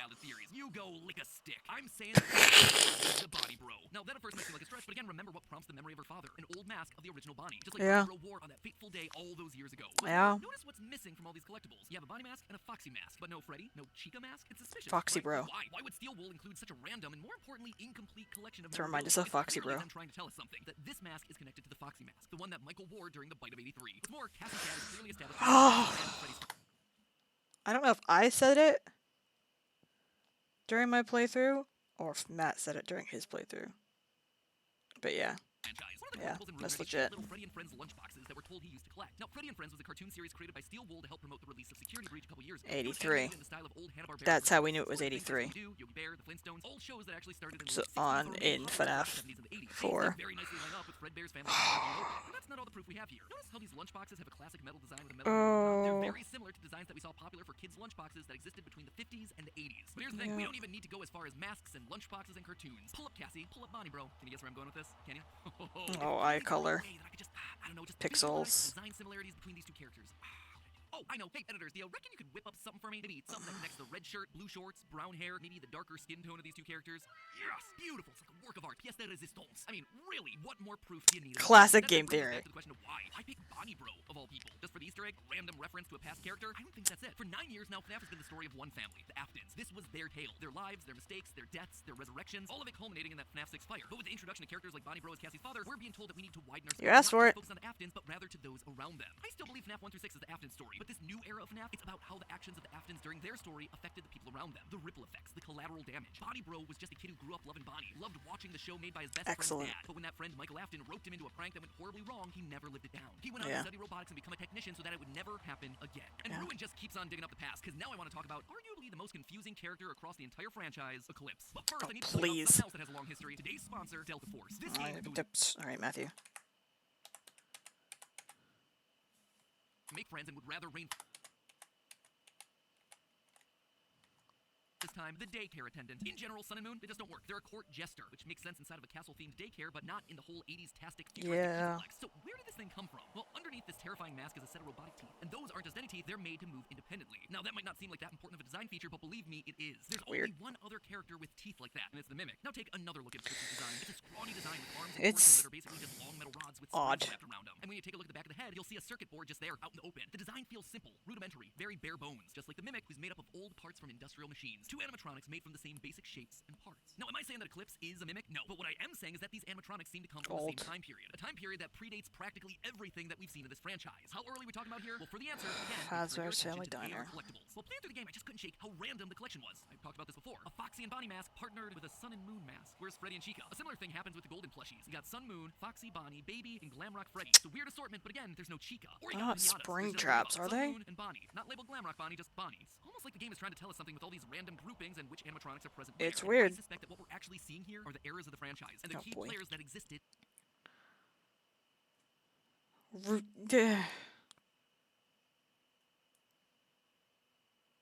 He better have something from like the FNAF 4 cutscenes. Because otherwise it's like there's no evidence of that anywhere ever. Each one. And the one who came first, Sun and Moon. You'll notice that of all the collectibles, there are two that are visibly unique relative to all the others. A collection of two masks that stand out from the rest. The comedy mask and the tragedy mask. They're weird. They have no eye or mouth holes. They're not even colored. And the fact that they're labeled comedy and tragedy and not Sun and Moon tells us that these weren't just any masks, they were old theater masks. You're probably familiar with these things. The laughing and crying masks. Well, you see, the tradition of theater masks actually originates in ancient Greek theater. The first plays evolved from rituals that involved masks, so it was natural for actors to wear masks that represented these heightened emotions that their characters were feeling. And while I don't think that Sun and Moon date back nearly that far, I do suspect that these masks were actually Afton's first creations. For years, we've been left to speculate about a time that came before Fredbear's Family Diner, and I did my best in the Ultimate Timeline to piece together a plausible narrative for what would bring Afton to create Fazbear based on evidence we had available. But I think that these AR collectibles are Steel Wool's way of telling us that journey. Look at the evolution that's present here. Comedy and tragedy masks. They're the first. They're part of some theater or vaudeville-style sideshow. Then you go to Sun, Moon, and Bonnie pinatas. A third new character gets added into the mix. Afton's character, the Bunny. Then there are four masks. Still Sun and Moon, then Bonnie, and then Foxy. There's no Freddy or Chica because they're not here yet. They didn't join the band, as it were, until William and Henry started working together. It's then, and only then, when Henry brings his barnyard animals to the table. Chica, Patch, Happy Frog, that we see the Lunchbox crew develop. The core four that we've known and loved since FNAF 1. And then the AR plushies are just everyone who's currently relevant inside of the Pizzaplex, i.e. every character that's been created. As for the golden plushies, I'm not quite sure what they're meant to be. That one remains to be seen. Regardless, that progression of character development would explain why Afton's solo adventure after the closure of Freddy's was circus-themed. He's had himself a Jester and Jester-adjacent characters for years. Though I've been saying this for ages, that there's still a whole bunch of circus stuff we don't... There's a bunch of Circus Baby era stuff that we haven't figured out. So like I've been saying today and last time, Nick, I don't want it to time out my only other viewer. Can you chill? So like I've been saying the past couple weeks that Mangle and Funtime Foxy are the same animatronic. So Mangle is FNAF 2, sister location would be like far near the beginning. FNAF 2 also has Balloon Boy, who is also very circus-ish. It's always been weird to me. I would like to point out very strongly that a jester and circuses are not one and the same thing. A clown is not a jester, and a jester is not a clown who works at a circus. A jester is someone who entertains royalty, a king and a queen. He does not work under a big top coming out of a small car. And don't even get me started on the fact that everyone's teasing this new game, Carnival theme. Which again, carnivals are not circuses, and circuses are not jesters. You're all just trying to retroactively fit them into these themes where they... Alright, Matthew Patthew. It might not be that deep. It might be. But it might not be. Don't technically go, which honestly probably tells you more about the lore than you would expect. It's actually kind of smart world building. Sorry, I got a little sidetracked there. Anyway, we know thanks to the tales from the Pizzaplex that a jester costume was present all the way back when the original Mimic was made. Quote, Dominic's flashlight glow picked out a brown Freddy Fazbear costume, a yellow Chica costume, a Foxy costume, a Bonnie costume, and a couple bright pink and yellow-green court jester costumes. And it's clear that the jester idea persisted throughout all of Afton's plans, because in the epilogues of the Tales from the Pizzaplex book, we also read this. Quote again, as soon as Lucia's hand slipped into the jester costume sleeve, she recoiled and snatched her hand back. What is it? Kelly asked. It's okay, I just almost got into a spring-lock suit. Spring-locks. The jester costume developed from just a normal costume into a spring-lock suit. Suits, which were definitely used in Circus Baby's Pizza World. Try not to wiggle, though. I've been talking about this scene for years. Because it's bothered me that she says something that came from my old restaurant and you're in a spring lock. This has been driving me insane for years. Came from my old pizzeria. I don't think it was ever used. I'd recommend that. At least not the way it was meant to be used. The spring-lock suit in the epilogue also has a mask that matches up almost perfectly with our daycare attendant. One final quote. Lucia stepped up to the costume, suppressing a shiver at the jester's leering, toothy grin and its wide eyes. And the best part is, thanks to the Mimic, I think I can pinpoint exactly when Circus Baby started and eventually fell through. I decided to look a little deeper into the room just before the Mimic chase. It's an old room filled with shattered security nodes, propane tanks, and the Mix's hub, all connected to a computer which we can use to free the Mimic. Now, the majority of people have been assuming that Mix's is Gregory's doing. His backpack is down there after all, and I think adventure is going outside of your and the Mimic has his walkie-talkie, but something just didn't add up to me. The computer controlling the Mix's server is way, way older than any of the other technology that we see throughout the Pizzaplex. We've got camera galleries, modern office I mean, it's the same... technology as the upgrade system. Security camera viewing stations, but this super important system for keeping the killer robot under lock and key is using only an old CRT monitor? Yeah, no, that doesn't feel right to me. And this computer isn't just any computer, its design matches those from the 1980s. Specifically, it reminds me of the IBM PC-JR. Computers that were released in, get this, 1984. Mixes has been around for a long time, trying to keep the Mimic locked away, but why? Well, I think I have an answer to that. An answer that also gives us an explanation for why Mixes shows itself as a blue rabbit. See, I don't think Afton only copied physical characteristics from the Mimic to make animatronics like Eclipse. I think he also took its software to speed up his creation process. I think that this was one of the ways he was able to populate Circus Baby's Pizza World with the Funtime animatronics. As John from the channel Fuhnaff has been quick to point out time and time again, almost all of the Funtimes have themselves a very specific function. They have the ability to mimic voices. Just like John, I too believe that Afton got that functionality from the Mimic program itself. After the tragic death of his son during the bite of 1983, Afton needed a backup plan, something that he could build fast, just in case the Fazbear name was permanently tarnished. So he went back to the Mimic program and made a copy of its software, transferring it basically into his makes creation, itself. hoping that they would be able to learn routines much faster. He could then give them stomach hatches and other features to help him capture kids, all to forward his experiments in bringing his son back to life. Everything looked like it was going according to plan, but sadly, we know what happened. His daughter got too close to one of his traps and was killed. Afton was obviously devastated by this and shut the whole thing down. The Mimic program had failed spectacularly. He sealed up the old location with concrete, and as a safety measure, he created a new program that would keep the Mimic locked away permanently. A system wrapped in his signature purple, guarded by the one creature that he could trust, the rabbit Bonnie. And so Mixes was born. That then gives us two I separate wonder what it units. stands One for. Sometimes ready to be collected by Fazbear Entertainment and used to create VR experiences, and the other still trapped down in the basement. This would actually go a long way to explain a weird moment from the middle of Ruin, where Helpy and the Mimic argue with one another. Yeah. They're both Mimic AI, so what exactly is going on here? Well, it's two versions of the same program. Same Mimic 1, Mimic 2. After so long. Helpy is the Mimic program in the network, while the Mimic talking to Cassie is the physical Mimic down in the basement. It's possible, it's confusing, and I suspect it might just be right. Yeah. It's all in a day's work for FNAF lore, am I right? But hey, that's just a theory. A game theory. Thanks for watching. I feel like that was like half of a theory. That felt like a lot. Oh. So that happened. That was long. That was a lot. So yeah, I'm going to try to put this up on the YouTube channel. We'll see. If I have to take it down, then I have to take it down. I'll just save it on Twitch. Let me see why this franchise is killing me. I'm glad that John has been bringing forward a lot of stuff that I've been thinking about for ages. There's a lot that we don't talk about. And there's specifically, I think, a lot in the Halloween DLCs, both FNAF 4 and Dreadbear, that we don't talk about. I think there's a lot of FNAF Halloween shit. Dreadbear takes place in 83. That's all I'm saying. Or at least the stuff is from 83. Fright Fest. Which connects to FNAF 6. I'm saying. Fuck, is FNAF 6 in 83? It couldn't be from way back then, could it? Future problems. Tia. Sass, thanks for hanging out. Goose and Tia, thank you for the resubs.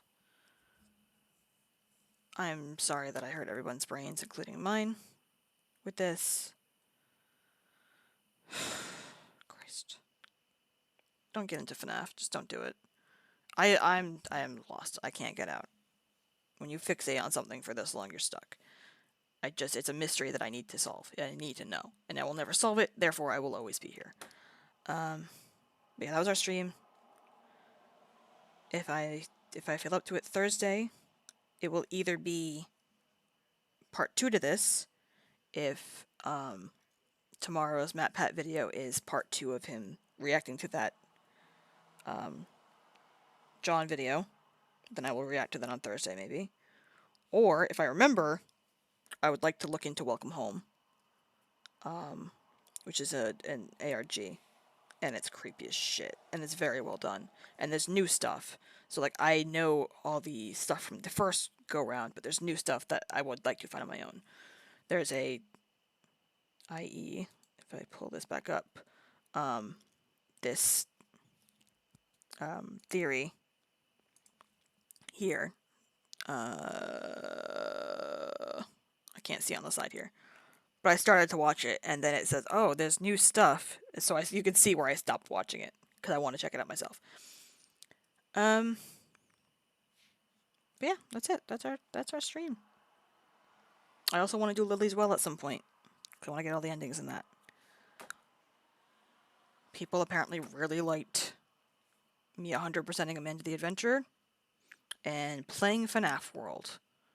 The two videos that have done the best on my, like, what even? So we're sticking with the indie horror theme for a while. Is the plan. Besides that, I have to get back to fucking Final Fantasy 13 at some point. And yeah, that's it. I will see you guys hopefully Thursday. Maybe not. Everyone.